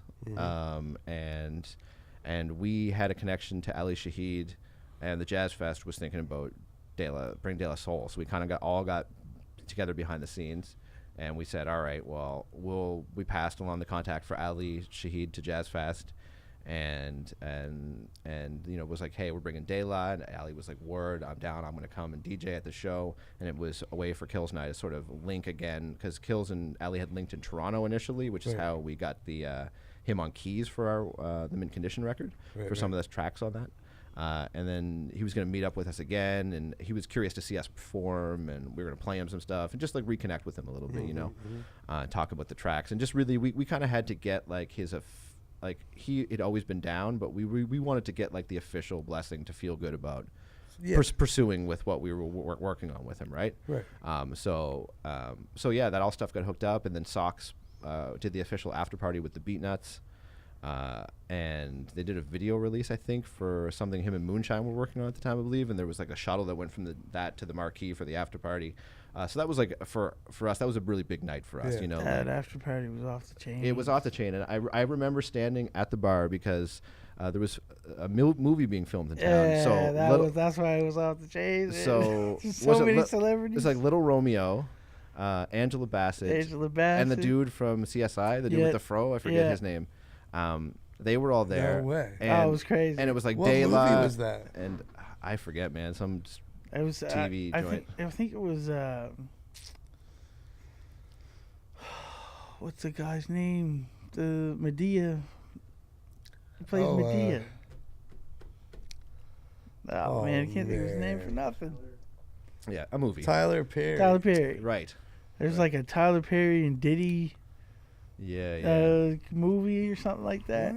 But anyway, they were in town filming some stuff, and yeah, I remember standing at the bar, and like me and some of my people lined up at the bar at the marquee, and then like seeing like Angela Bassett on the dance floor, the marquee dancing, and these other people dancing, and like people from the local scene being there, like, you know, extended local fam, and like, you know, I remember walking up. Yeah, like I remember walking behind the stage, and Maceo like walking by me and just giving me a pound, and me like his big smile on his face, and like, you know, just like walking through the club and seeing all this stuff, seeing like people, you know, and like, you know, we had walked to the club with Ali Shaheed and chill with him, so like, it was just sort of like being amongst your these people you looked up to your whole life. That's amazing. And your peers at the same time, and it was just in a place that was my backyard at the time. Like the Marquee Club was all of our backyard at the time, you know. Like that was like Dex was the sound guy there, and like, you know, like, you know, IV's has had nights there, and like everyone has performed there so many times, you know.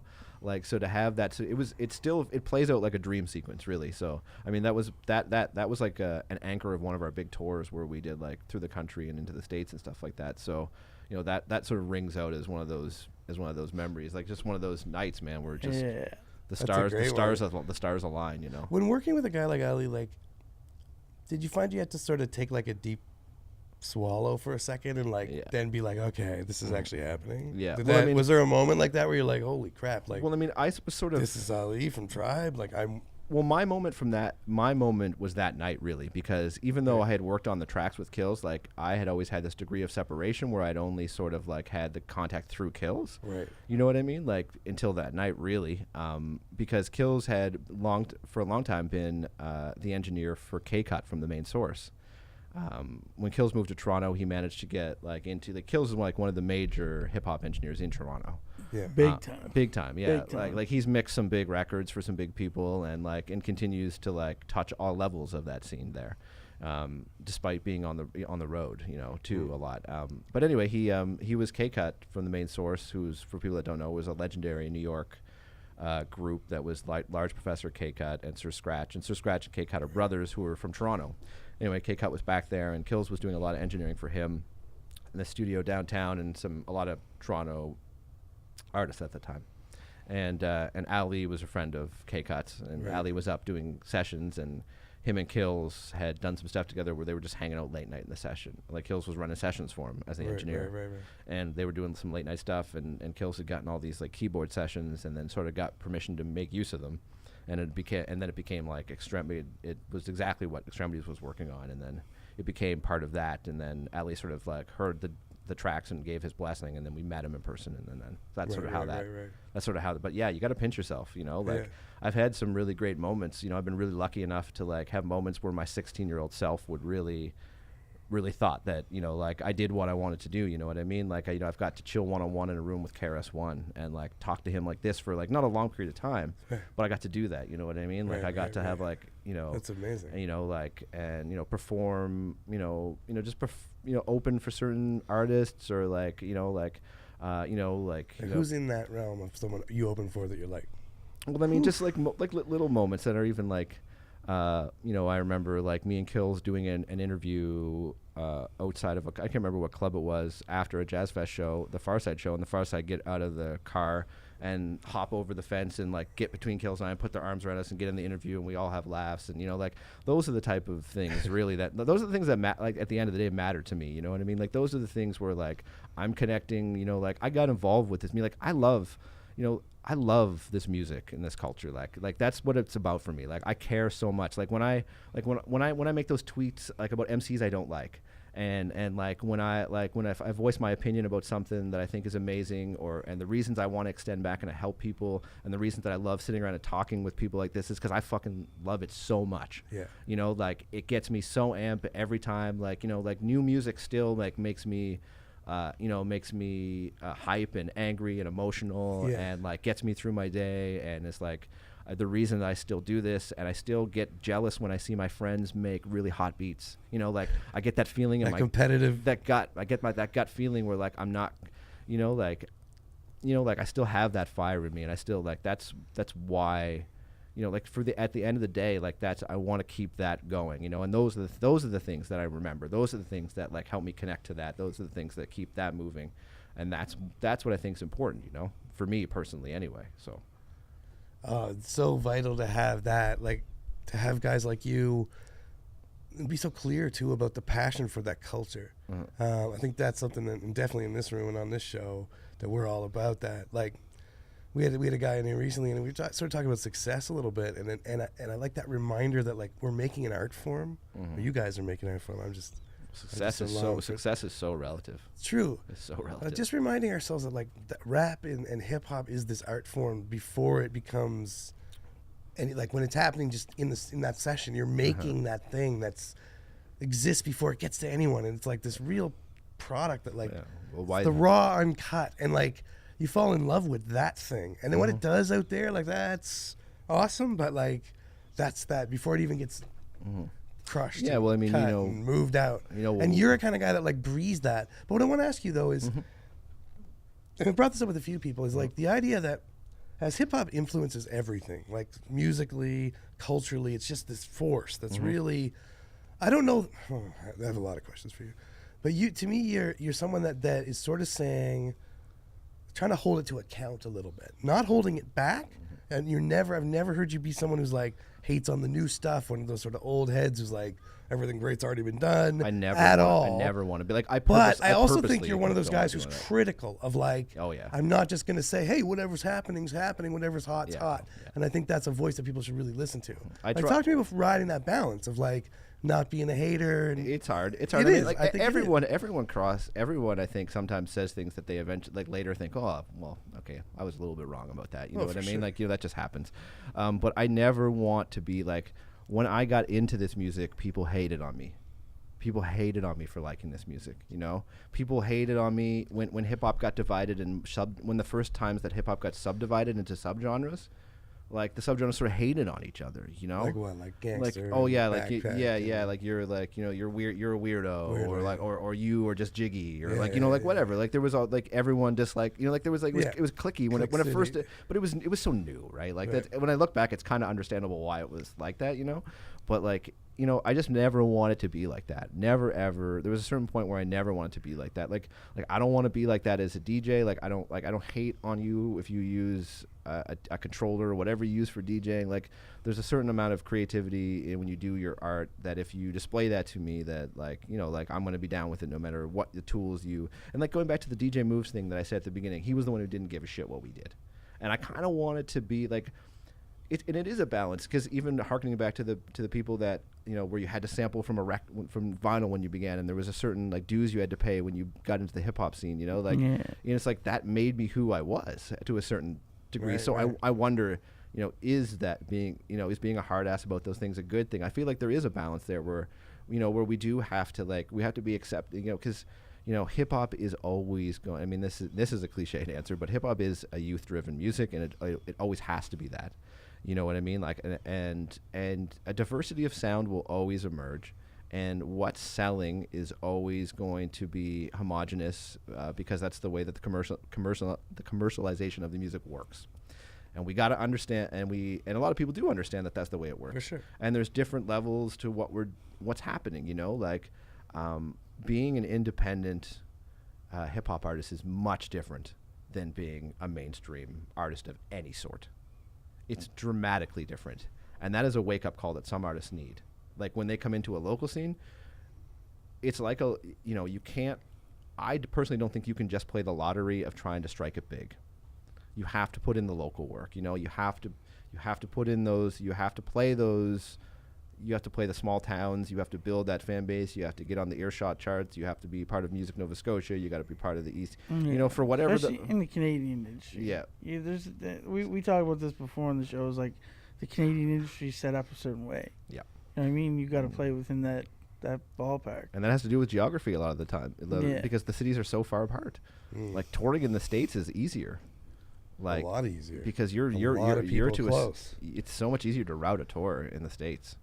So much easier. There's so much more there's so many more options, and so many more places to play. So many more people. Yep. So, you know, it's one of these things. The balance, you know, that is a balance that you have to strike. Like I've always tried that. You know, like I'm not going to hate on the new wave. I never ever will do that.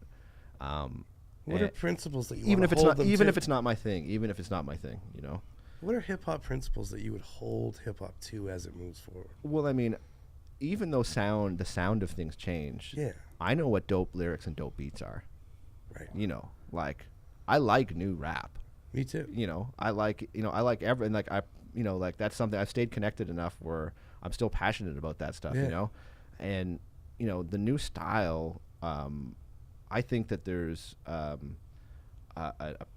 lot of whackness in it, but the stuff that's good is really good, you know. And there's a difference between a style being whack and an artist being whack, you know. Definitely. And I just think that the standard on that level of commercialization of music is just a little bit lower. It's a different they're different things almost, you know.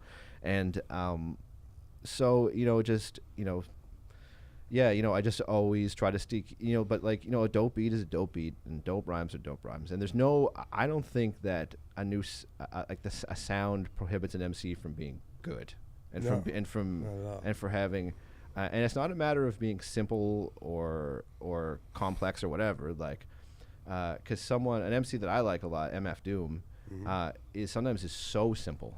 Yeah. So simple. Like Yeah. it's not. It's like there's. You know, there's just a certain simple witticism and style, and right now, just style is king at the moment. You know, style is king right now, and you know, like style is an important part of things. You know, like a very important part of things. You know, both like rhythmically, melodically, and you know, like in the fashion of the culture and stuff like that. Right. That's so important as part of it. You know, and that's what's king right now. And I think that just a little more balance is maybe. Look at the Migos, man. Yeah. What They're about wearing blouses, man. Yeah, the style is. I mean, like that's style is king. You know, but I mean, I think some of the things that come to mind with me that I think actually would But help. those are the groups I like. Like the rap groups I really like Yeah. have balance. Like That's what I look for. You know, like that's what really makes me a fan. Balance between what? All the elements of of being style and embracing newer sounds and like where it's come from and like and using all those tools in their arsenal, you know, and like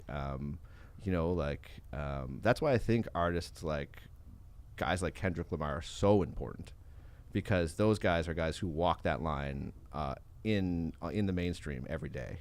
And I think that those guys, and I think that like sometimes that those guys, that hardcore, some sects of hardcore hip hop fans even start to write those artists off, and I think that's ridiculous. Like, you know, like those you know, that type of balance is super important. You know, like I like stylistic, you know, stuff a lot.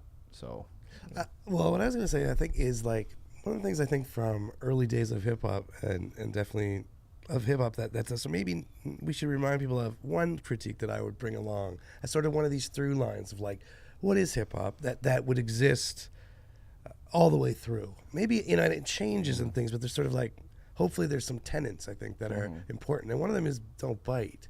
And I think that's a problem with that sound that gets a lot of criticism these days. It's a lot of people that aren't that great at it are doing it. Migos, that's their shit.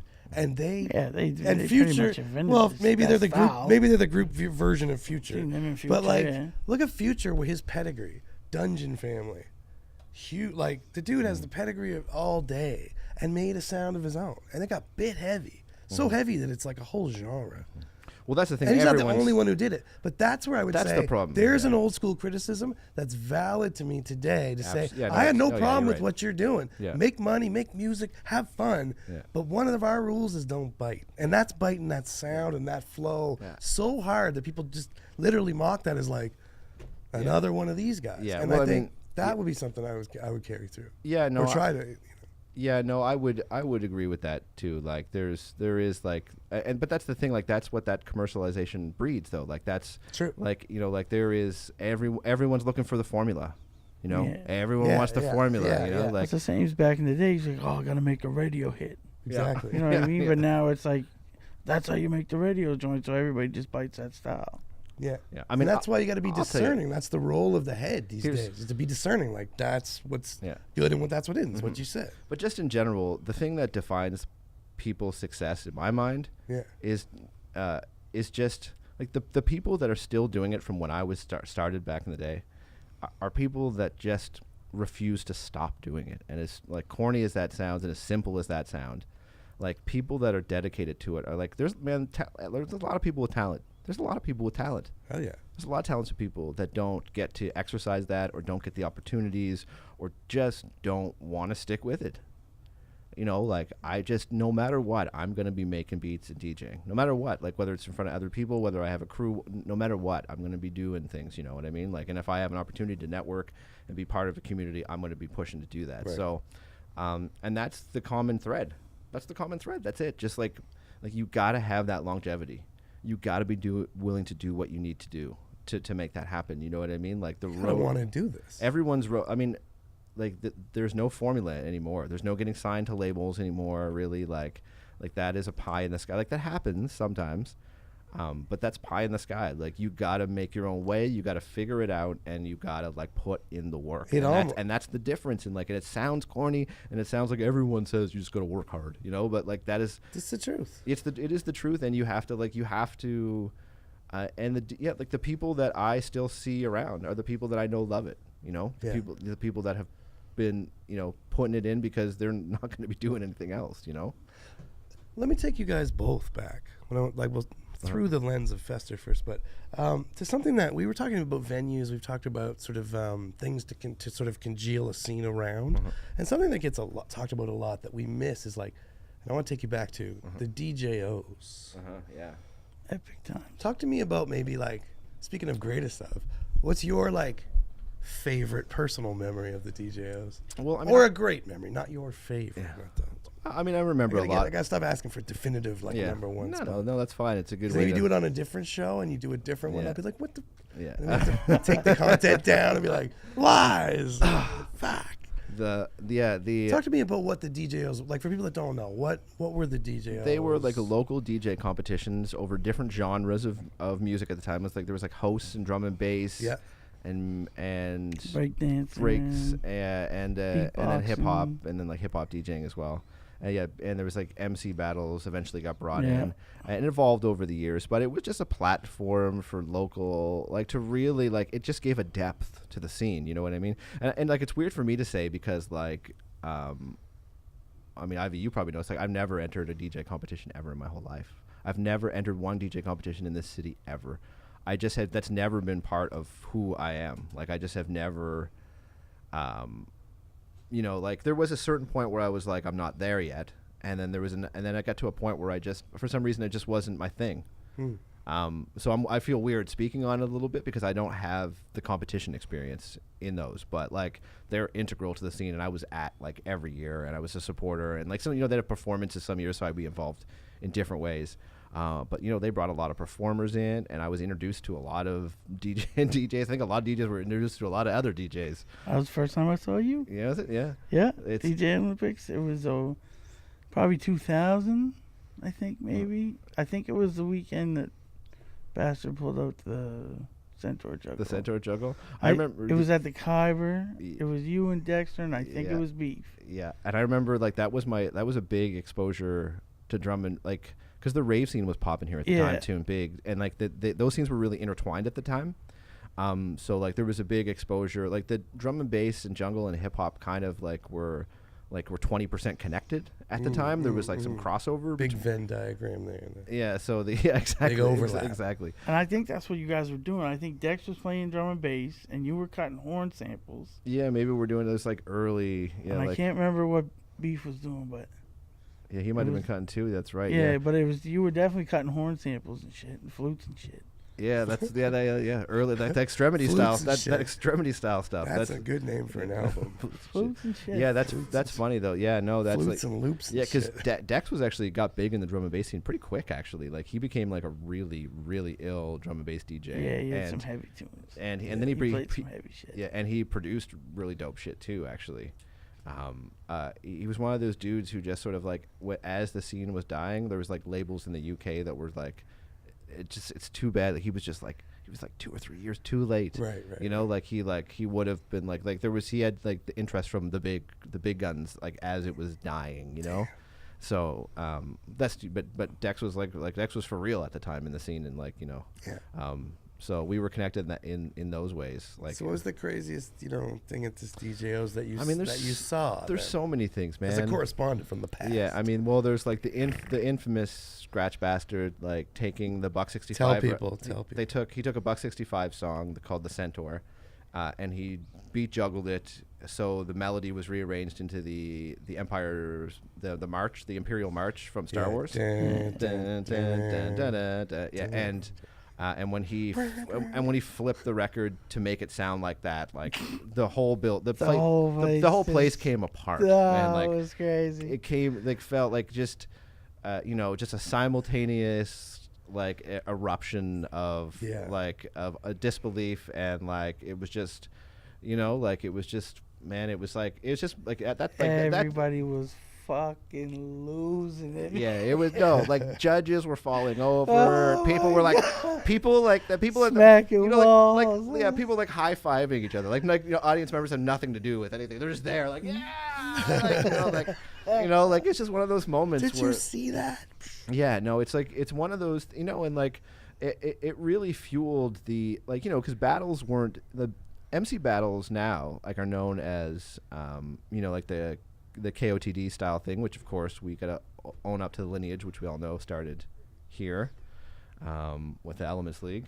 Yeah. But that style of battle was not the style of battle that was happening at that time. That style No, not at it all. was like the style of battle that was from like the sort of like the late 90s Midwest scribble jam scene, where it was like there would be a DJ playing a beat, and then it'd be like 30-second rounds, and you had to freestyle. There's no pre-writtens. Like you couldn't show up with. Now it's all about dissecting your opponent ahead of time and crafting the most intricate thing, and it's all about the verbiage of it, but then it was about just off the top of the dome, and To the beat. Over and, beats. and trying to Yeah. like, as that guy's rapping at you, thinking out responses. Yeah.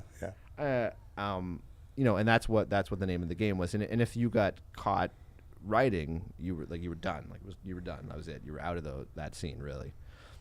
So like that's what the battle scene was at the time, and the Olympics sort of brought that MC battling to Halifax. Really, I think. Yeah. I mean, the Elements League took it in a new direction, but I think the Yeah, that Olympics was really way years later. years later, though. yeah. But so the Olympics kind of brought it here, and it got like everyone here, and and it brought a level of competition. It's funny now, I could represent Sipset tonight, which is one of the rap crews I'm involved with Dropping Science and Backburner. But I just helped engineered and did some beats and lots of cuts and helped Tachichi with his new record.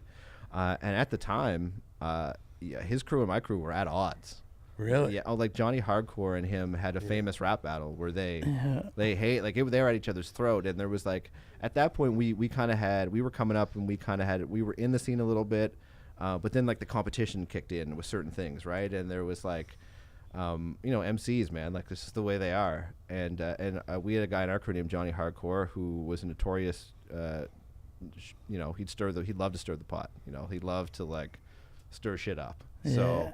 And he, they had some good battles, and there was just lots of really, like a lot of people started to cut their teeth. Like Ghetto Sox was battling a lot at the time, and Quake started battling at that time, and it was just it was a good time with the DJ. A lot, it just added a volume of like people coming out and doing things, Right, and then right. like there's just so many different events from all the different years into the team battles and like just infamous things that have happened through the years, like. It's just brought a level to the scene that's been really important, I think, and that's the thing that we've been talking about, just find these points where people can reflect. They know if they go to these things, this is where they're going to see this stuff. This is where they'll find it. Yeah. This is where you need to go to see what you're looking for, Yeah. It was always great to see new talent, though. Like people that you just didn't know did anything, and then they just pop up. It was like, oh shit! Like, who were you? Like when Fat came through, nobody. He went by Mike Washington. Right. Nobody knew who the fuck Mike Washington was. Like, Didn't he go through like everybody? he the ran first through time? everybody the first night, and ended up having to battle Tachichi in the finals. Yeah, man. There's just Shout out to Fact. Fat came through, rolled through everybody that night, and everybody couldn't believe it because they never heard of him before. yeah. They never knew, but little did they know he's from crafting up in St. John. You know what I mean? Yeah, I mean, I remember a lot of things. I remember like one thing I remember that's kind of just like a personal memory is like I remember around 1 year, Ghetto Sox and Ambition ended up battling against each other, and Ghetto Sox pulled out a line about the Goonies, like what's his name? Sloth, yes. He's like, hey, you guys. He pulled out that line in Ambition and just like dropped the crowd, and like I just like both are my boys, like both like those are two of my closest friends. So like I was dead, man. Like I was done for the night. I could have went home after that. Like it was just like to see like like both are legitimately two of my favorite MCs. Like I. Total like whatever, those are my boys, but like legit, that's how I feel.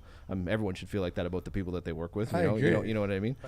But like so like, but just to see them like to see us burn them like that, oh my god, like I just like it's like, it was just great. It was great times, man, like great times, you know what I mean, like and even like some of those battles brought on animosity between people, but as time goes on, that stuff just becomes like good memories, you know what I mean, like that because like you just know that you were there, like those were the people that were in the trenches with you and like that, like cared about it as much as you did, Yeah, definitely. It was so highly anticipated, though.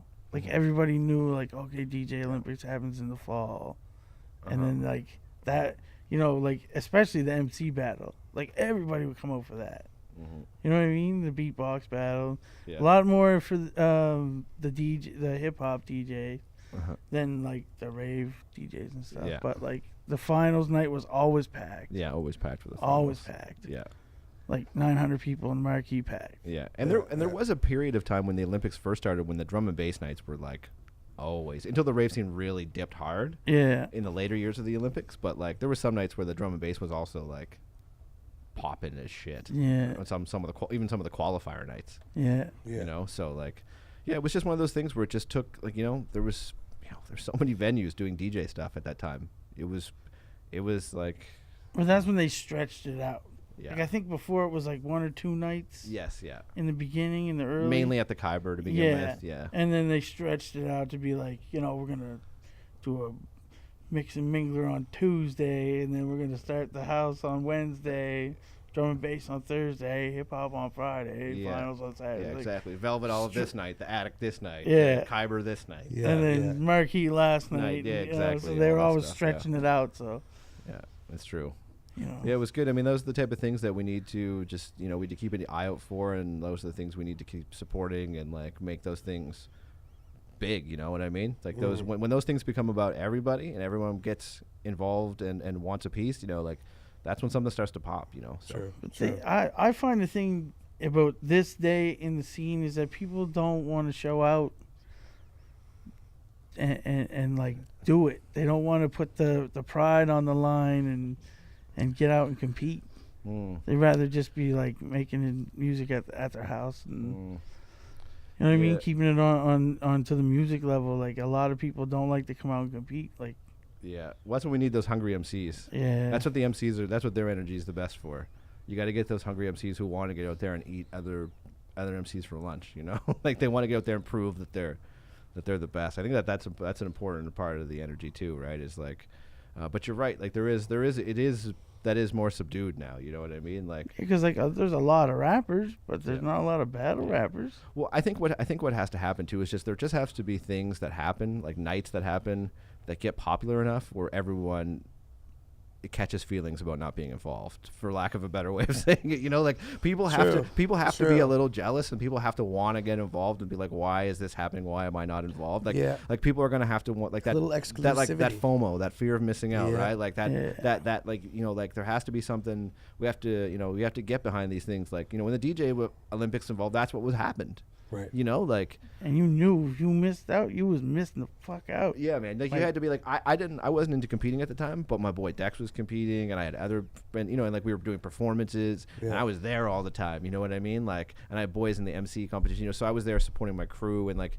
you know, everyone was involved in different ways, right? Like, and everyone like, you had to touch it in some way. You know what I mean? Like. Otherwise, you know, like what were you doing if you were part of the local scene and not doing that? You know, like, and there has to be those events where people feel that way. People feel like you had to have that stamp. Shit, I missed something. You know, Like, you know, you didn't see it. Where were you? And that's why, like, the things you're talking about earlier about Maj starting those nights at the tea room. You know, if the ball gets rolling there, and that, you know, hopefully that's the scenario you want, is where people are like, you know, the crowd, you know, like, you know, they engage the crowd there, and then artists are like, damn. There's a platform there, and I'm missing out if I'm not there, you know. Right. And those are the things that's the stuff that's what generates that momentum. Because otherwise, like, people have too many options at their fingertips. Yeah. You know, like, and that's just, you know, we all you've heard that through lots of different things. You know, people say that all the time now. You know, like, just the way it is. But there's still that thing, man. People need that human connection. People who like music and want to be involved with it are still want that, but they need those things. They need that pull. I think for sure. I agree. Big time. Shout out to you. You've been having a good time. It's not quite hip hop, but it's associate. Shout out to your night bump and grind. Oh, is that a year? Much. Yeah, we just passed a year last It's a big month. deal. That's dope. I just on the same theme, just gonna do a little self promotion. Oh shit, we're not there yet, but go ahead. Oh, there's a pot for that? Okay, I'll just shut up then. No, go ahead. No, I want to hear it now. I just released after I interrupted you. I just released a free R&B mixtape. Yes, actually, you did. Which is dope. Well, by the way. Let's talk about that. Yeah, I've actually been trying to do as many like DJ edit remix mixtapes for free. I started my website last year, and I've been engineering so many albums that like that aspect of things, like, because I've been doing so many beats and engineering so many records that I haven't had the chance to do that. But I did that Tupac remix album, and then I did and then I have like one of my old mixtapes, the Uncle Fester Show Part 1. I put up there. I'm just about to release Part 2. I like the Uncle Fester Show. That's just me doing a rap mixtape. That's just like me, like, here's rap songs I like. I like it. You know, like juggles, cuts, you know, like the rap I like.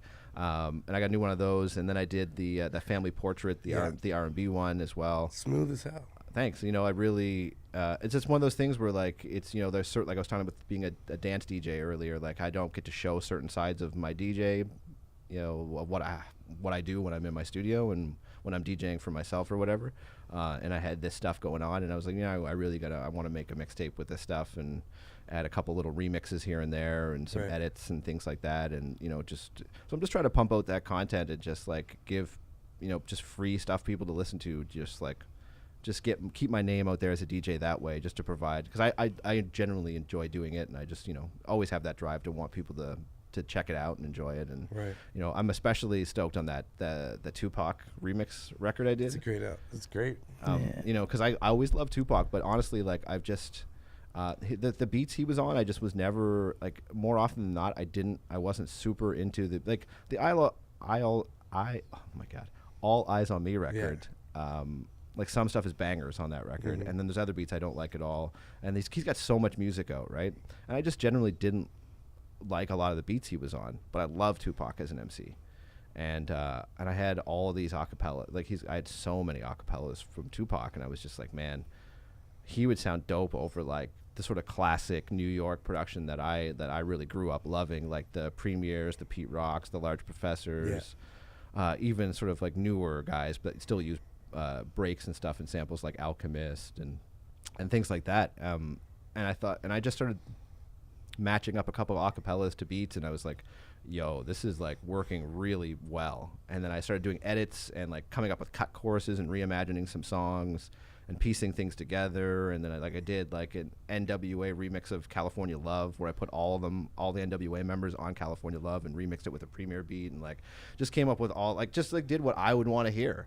Just was like, this is what I would, you know, if he could do an East Coast like classic style 90s record, this is what I would imagine it sounds like, you know. And I even had like the Buck Wild remix for any heads who like pick up 12 inches. There was always that Buck Wild remix, so I had to find like the only Buck Wild beat on the record is like a remix of a track that's already on there, you know. Like, so I tried to just like put like, I really put a lot of in the stuff I do, like DJ stuff I do, mixtapes, and like the stuff like the Cream mixtapes I do with Ambition and stuff like that, like Cream 3, which is coming out soon, by the way, too. That's nice. It's actually overdue, but we recorded about 2 years ago. We just both got so busy.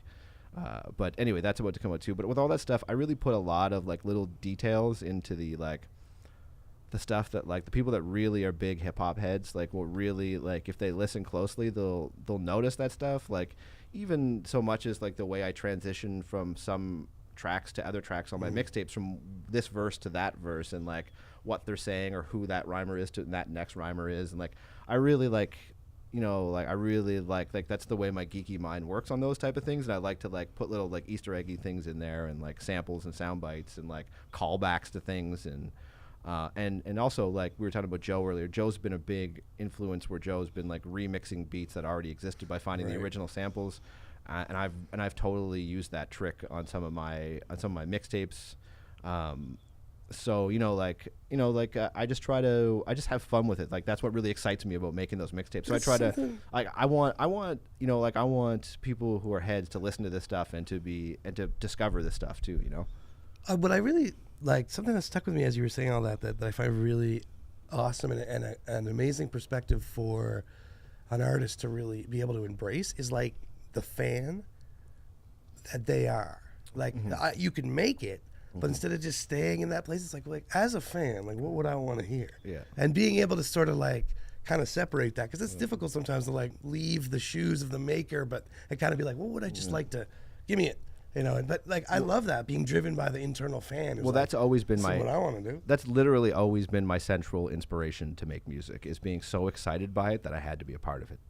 Literally, that's always been what the central theme. That's awesome. That's been the central theme for me always. Like, it's been this it's the same feeling I get when like when like Kills or Socks or Bix or somebody in my team plays, or Ambition or someone plays me a new beat and it's so hot, and I'm like, oh my God, I'm back to the drawing board. Like I gotta step it up. Like those feelings are the same feelings to me. Like those are the ones that just propel me forward, that like drive me to keep going. So.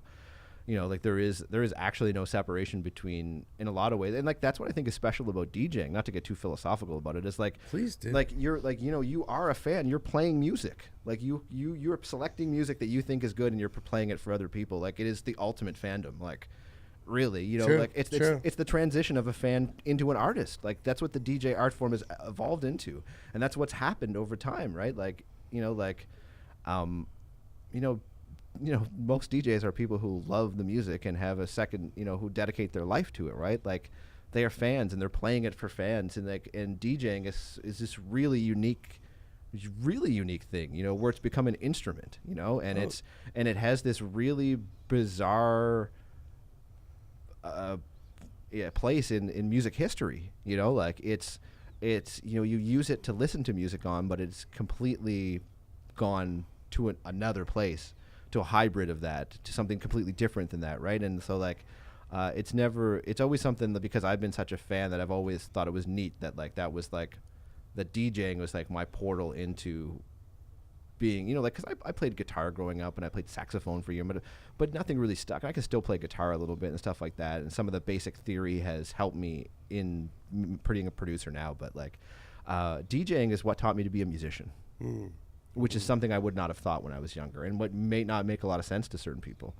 But hip hop creates its own musical language, right? And that's we communicate to each other in hip hop language, right? And that happens on every part of the culture. And the same thing happens with when the behind the scenes making the music too. Like a lot of people who make rap music aren't classically trained in making music. It's been always it's been always about finding your own way, like I mean, technology is so amazing now. Like that's why, like we talked earlier about all the changes and everything has changed. Technology has brought about that. Technology has always informed hip hop, whether it's people making do with little technology or technology becoming available to everybody. It's always defined what's been going on. It's a very good point, Mr. Fester. I think back when you think about that, like to the blackout in New York, like that's a great example of early hip hop. Yep. Like that's maybe the best one. Yeah. All of a sudden there was a lot of crews. Yeah, everyone was, like, went and stole gear. flourishing. Blackout and happened. I was just getting the gear. Yep. Like It's a legendary it's in event. it's in the DNA of what it is to be hip hop. Is like exactly. how technology levels up things and changes it. Yeah, it's literally like, everyone had a record player because everyone listened to music. So we'll take two record players and we'll transition between the two of them, and we'll just keep the beats going, and like we're off. It's really just plugging into lamp holes, and like that's the mythology of the culture that it is, right? Like, and like that's why it's like, and that's empowering. Like that's a powerful thing. A hopeful art form. It's 100%.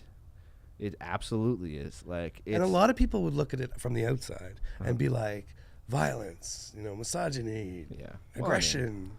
Well, we would be like, it's hopeful. I mean, hip hop's been stereotyped since it began. Like, it's not, like, the thing is it's not new, and the fact that it's still stereotyped is so silly.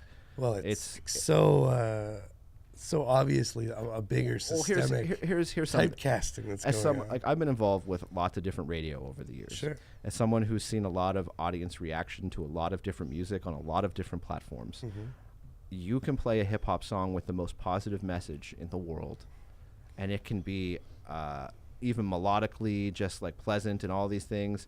And it cannot be like, not even like loud and banging hip hop, like a more jazzy, something like that. You have the most positive, straightforward message, and the word shit can be in it. And then you can have like a popular rock artist, and they can drop the F-bomb, and guaranteed that people will complain about the rap song, and then no one will say a word about the rock song. And that's just, for what it's worth, that's an observation that I've known to be 100% true. So it's always been like misconceived. Like, like there's always been this, like, people hear what they want to hear, and they'll, it's almost, it's weird that it's like it hasn't gotten further beyond that point. And I think that honestly, I think that's 100% linked to racism. Agreed. And that's something that I've always been conscious of. Like, when I was in the early 90s, I was conscious that I was a guest and I had a lot of learning to do. and that I came from a different position, and I really thank my parents and the way I was brought up, and my friends growing up. That I had like I had a wide range of friends growing up, and the hip hop introduced me to a wider world really soon. And my parents were really cool about being progressive about the way that they brought me up. So I always knew I was a guest, and I always knew I had to like really understand what was going on here. And I think that that's something that's forgotten in a lot of ways, and that's why it's misperceived. I think even still to this day, like we're not the last couple years of really, we're shining lights in dark corners right now, and we're seeing the ugly corners. And like people say, oh, the world's getting worse. I don't think the world's getting worse. We're just shining lights in the dark corners now. I agree, which might actually be better. Yeah, and it's painful. At least you're seeing it's it. painful, but we're seeing it, right? And like we got to deal with this stuff. Sure. And so for me, I've always known that I've come from this position, and I got to be real with it at all times, and I got to be respectful of it, and like we were talking about that balance, So why is it hopeful?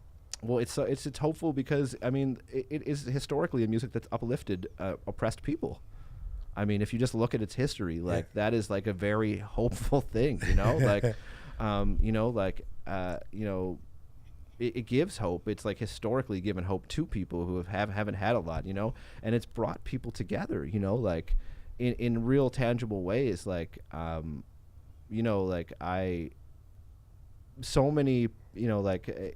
hop was a more diverse culture than a lot of mainstream cultures were early on.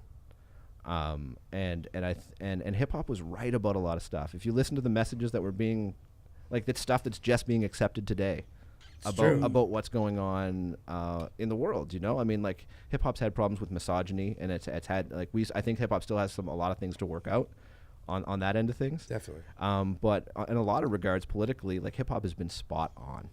And it's been a socialist music, and it's been like a music of people, of like a true blue, not even socialist, just a blue collar, everyday person thing, right? Like, and it has elevated people to these, and it's brought wealth and networks to people that haven't had it, and I think it's been so important, and it really still hasn't gotten its due for like what a phenomenon it is, as a culture, as like and some of the art, the visual art aspects and dance of it have been pushed to the background, which is unfortunate because as a whole culture, it's like, but it'll always be around, man. Like I've never believed, like, when people say, oh, hip hop is dead now, or hip hop's whack, like there's never been a year in existence for me that I have not found good rap records. Of course. Never. Of course not. Never. So it's just it just goes back to how much I love it. I think hip hop is so hopeful because it's so magical, and I don't mean to be like romanticizing, but that idea of like the turntable suddenly becoming something that it just isn't or wasn't, and that whole history of hip hop, like New York City starts cutting the music out of schools, so you literally take from people. You take music. You try to sort of take music from people. Yeah. And so you're left with this like world that we live in a lot, where everything's given. Like there's all these presets as you come in as a child. There's all these different cultural norms, all those things that sort of you find them and they get put on you and whatever. It's everything you're given. All our products, like, buy this to be different, even though it's the same as all the 100 other ones. All this, but hip hop stands there and says, I took these things that were our whole items. I have 1 and 2, and I made like 4 things out of them. Like I literally created something out of nothing there. Like and something that is transferable globally. Like I find that a fascinating thing about that underlying ethos of what hip hop is, because it can go anywhere. Sure, it has a sound and like there's some things that transmit, but it's why it's so global so fast. Yeah. It's what do you have where you are? Well, I have this sound and I have this way of doing things, and I'm going to cut it up and remix it and add it in, and suddenly I'm there too. I mean, I personally think the last couple of years have been really exciting for rap and hip hop music, and I think that we're in a really exciting place, and there's exciting things happening globally right now. I think when you look at the Jazzy Jazz playlist retreat, what's going on with with the assembly of producers and DJs, and they're spreading to their scenes and moving that knowledge along. Freestyle competition. And yeah, exactly. And there's a lot of stuff right now that's really inspiring behind the scenes, so you know, it's in a good place right now. I think on a global, like, bigger scale. You know what I mean? Like, no matter how disjointed it might be on certain current local scenes or whatever, but Yeah. That's excellent news, sir. I'm glad that report came back just positive. A couple things that I really want to bring up with you. There's like 3 things that I really want to mention. Talk to me about the ambition and the whole like Cream projects. I know you mentioned earlier that the 3rd one is on its way. Yeah. What makes Ambition so unique besides the voice? I'm gonna take that off the table. Ambition for me, like, I mean, the reason I like Ambition, and he typifies an MC that's my favorite type of MC, which is that balance of style and substance. Like, I think he's witty, and he's got good lines, but he's got a ton of style. He's got that baritone voice, laid back. You know, he just he feels it on a lot of levels. Ambition's a true artist where he, like, you know, he DJs a little bit behind the scenes, and he like he wants to learn all the different aspects. He makes beats. You know, like he's one of those lifers, you know, and he just, I mean, I've always been attracted to like dudes who rhyme and make beats, like the Large Professors and the Q-tips and stuff like that. Yeah, there's just a marriage of style and substance to those people that I'm drawn to, and also MCs who have good ear for beats. And I think that's something that I would say he's got a good ear for beats as well. So, but he's got that natural voice, man. Like, that's just that's the winning feature, right? Like, you hear it, and like some people just have those natural talents, you know. Like, and that's one of those ones that he has, you know. Like, I've been on tours with that guy where fans who have heard him and not seen him have come up to him and have been surprised by the way he looks. So, you know, and that's just his voice has preceded him in a lot of ways. Yeah, that's true. So, you know, it's you know, he's you know, I love him as I mean, and him and I are very similar as people, actually. Like, we're sort of outwardly different, but like we have very similar tastes and in just a lot of things. Yeah. And we connect like we're bros, like we're brothers. So yeah, shout out to Ambition. Yeah, so like, so when he spits, like I feel what he says. You know what I mean? Like I feel his lyrics. And the same thing is with Ghetto Socks. You know, I feel like the same way with him. You know, like I just his style is you know is my style. You know, I hear lyrics that he kicks, and I'm just like, I'm floored. I was listening earlier to him and Aquaculture are currently recording an album together. With you? I have some beats, but Bix has some beats, Ghetto Socks has some beats, and Aquaculture's got a beat on there as well. And the two of them are rhyming, and Aquaculture is singing as well. And it's a ridiculous record. Yeah, I gotta say. I can't wait. I mean, the tracks I'm involved with aside, like the other stuff is the Aqua Socks album. Aqua Socks, yeah. It's you know, just like it's better than Ghetto Culture, which yeah, that's much better, much better. It's like that title's 30 years late. You know, like, I'm lucky to be able to sit back and listen to yeah, that is 30 years late.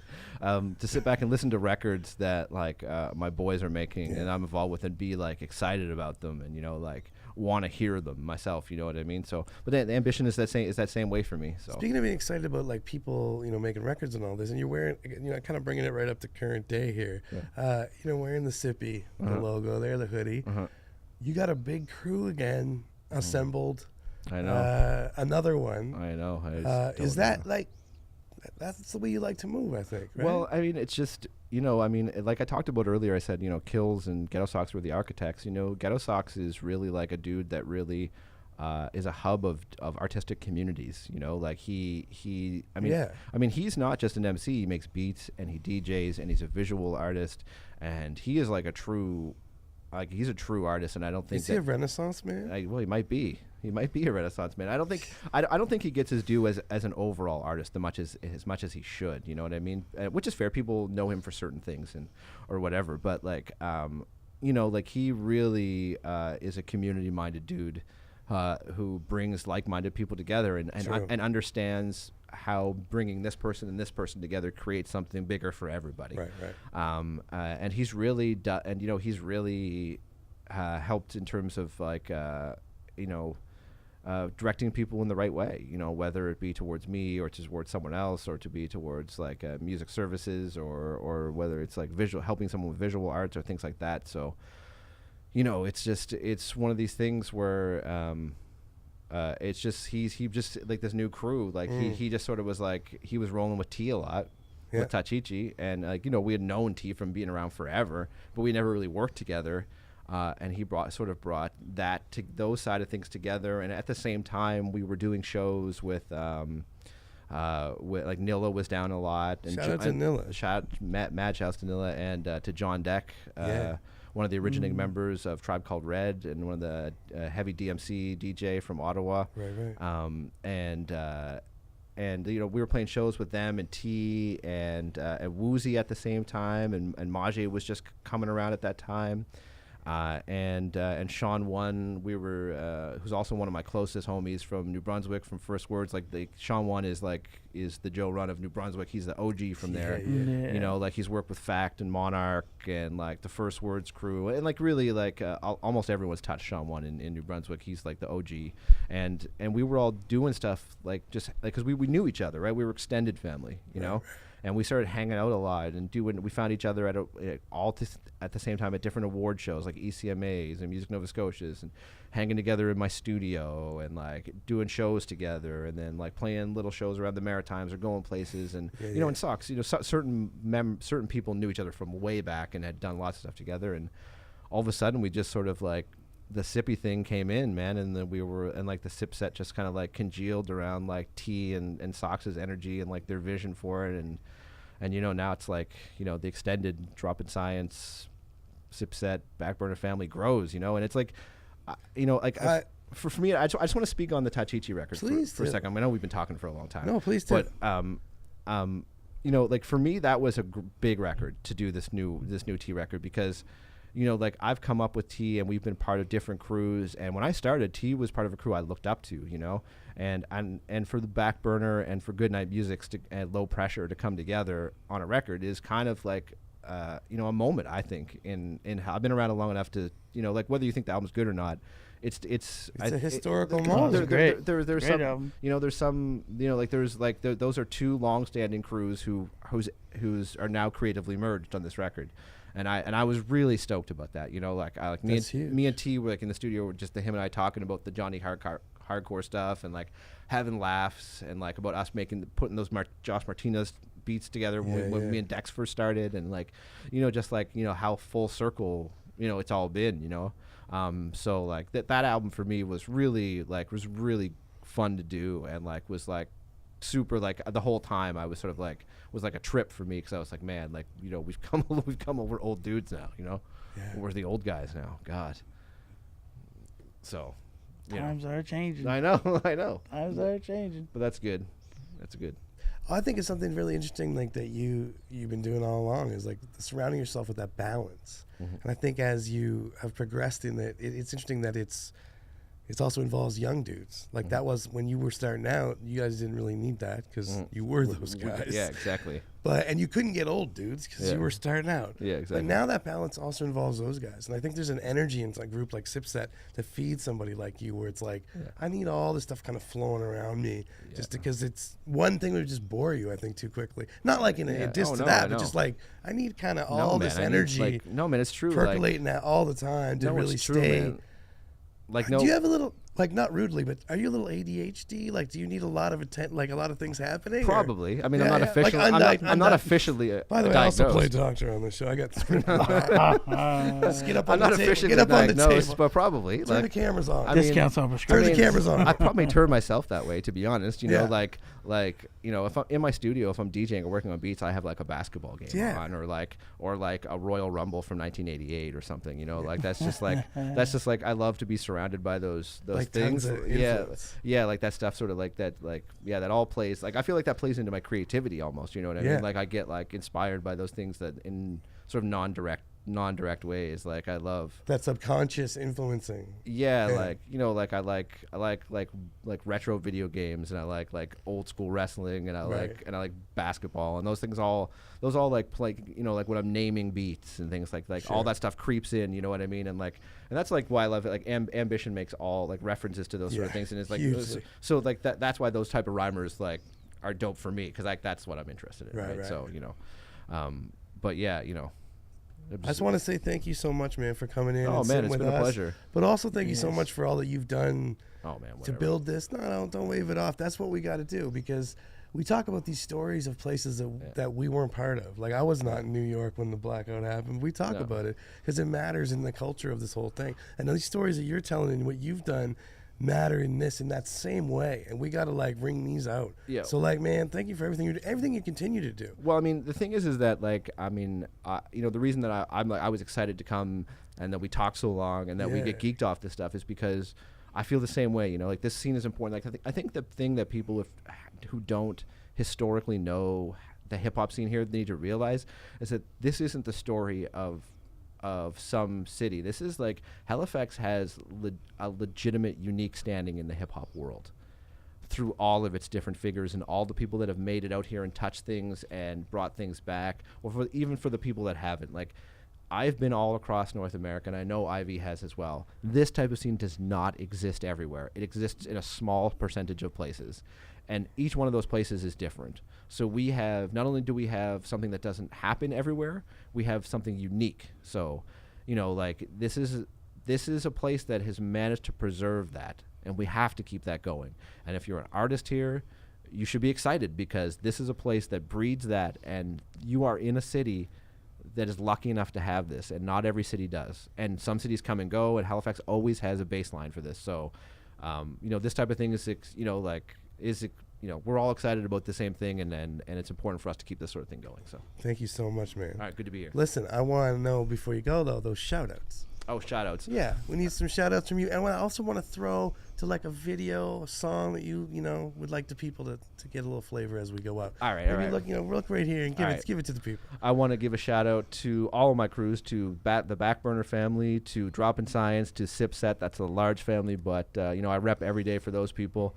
I also want to shout out, if we're going to throw to a video, I want to throw to Chan Hayes. That's an album we've been working on. I haven't talked about that, but that's been a big project for us recently. And shout out to my boy Chan Hayes. He's a dope producer, and he's really opened the door with networking up with some really huge MCs and really exciting music, and there's more stuff to come. So I want to throw to Smokin' with Ronnie Euro. Ghetto Sox. No, Guilty Simpson. Guilty Simpson. Guilty Simpson and Fat Ray and myself on the cuts. So the Detroit connection there. And you can look for a bunch of stuff coming down the pipe soon. Some exciting stuff, some collaborations between Sky Zoo and Chan Hayes. There's some new tracks off a new EP coming from Chan Hayes with Fashawn and Von P. Some more Guilty Simpson on the way. Some potential tracks with Ghetto Sox and Guilty Simpson. Multiple tracks. I don't know. Lots of stuff. Exciting stuff in the works. People that want to keep an eye on you particularly, where's the best place to go? DJUncleFester.com. Just go there. Links to all of these people we've talked about, all my collaborations, My man. all my mixtapes. Thank you so much for being here. Cut. And we're gone.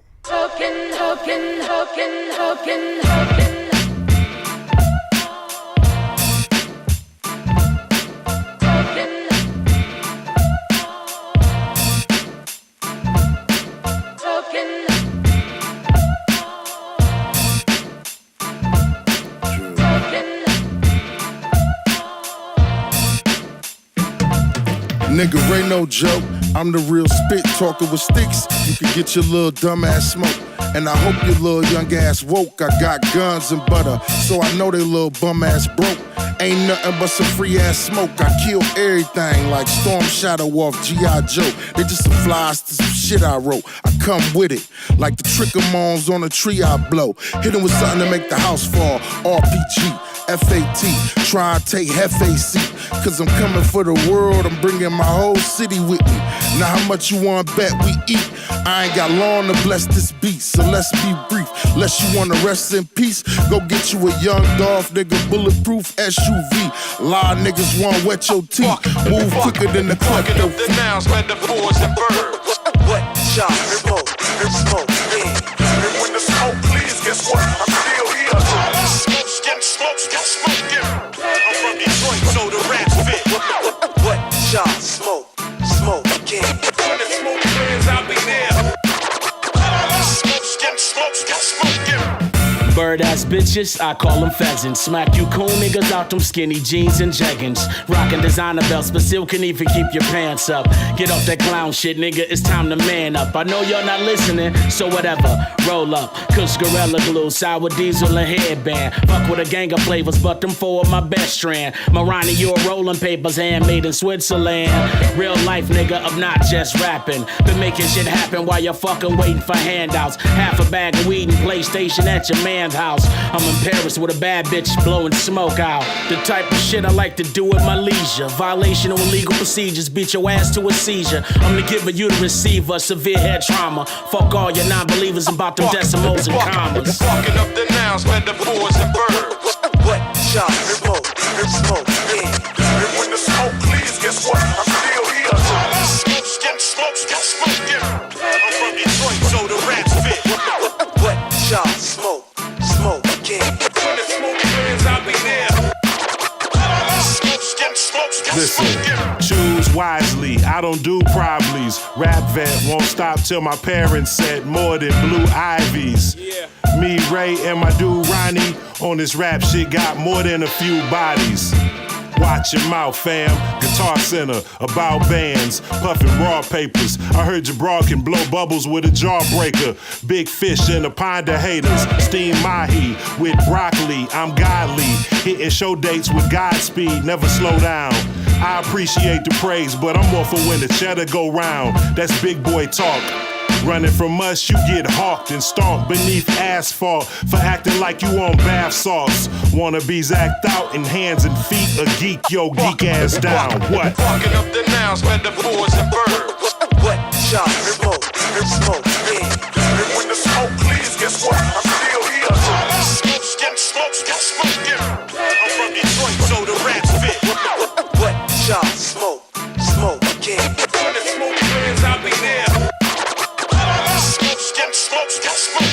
Smoke, yeah. Hey everybody, quick update on the contest we ran this week. Our big winner is Mako Stevens. Our prize next week, a haircut from Ascension's Barbershop and a prize pack from Mary Jane's Smoke Shop. You want to win it? Subscribe right here.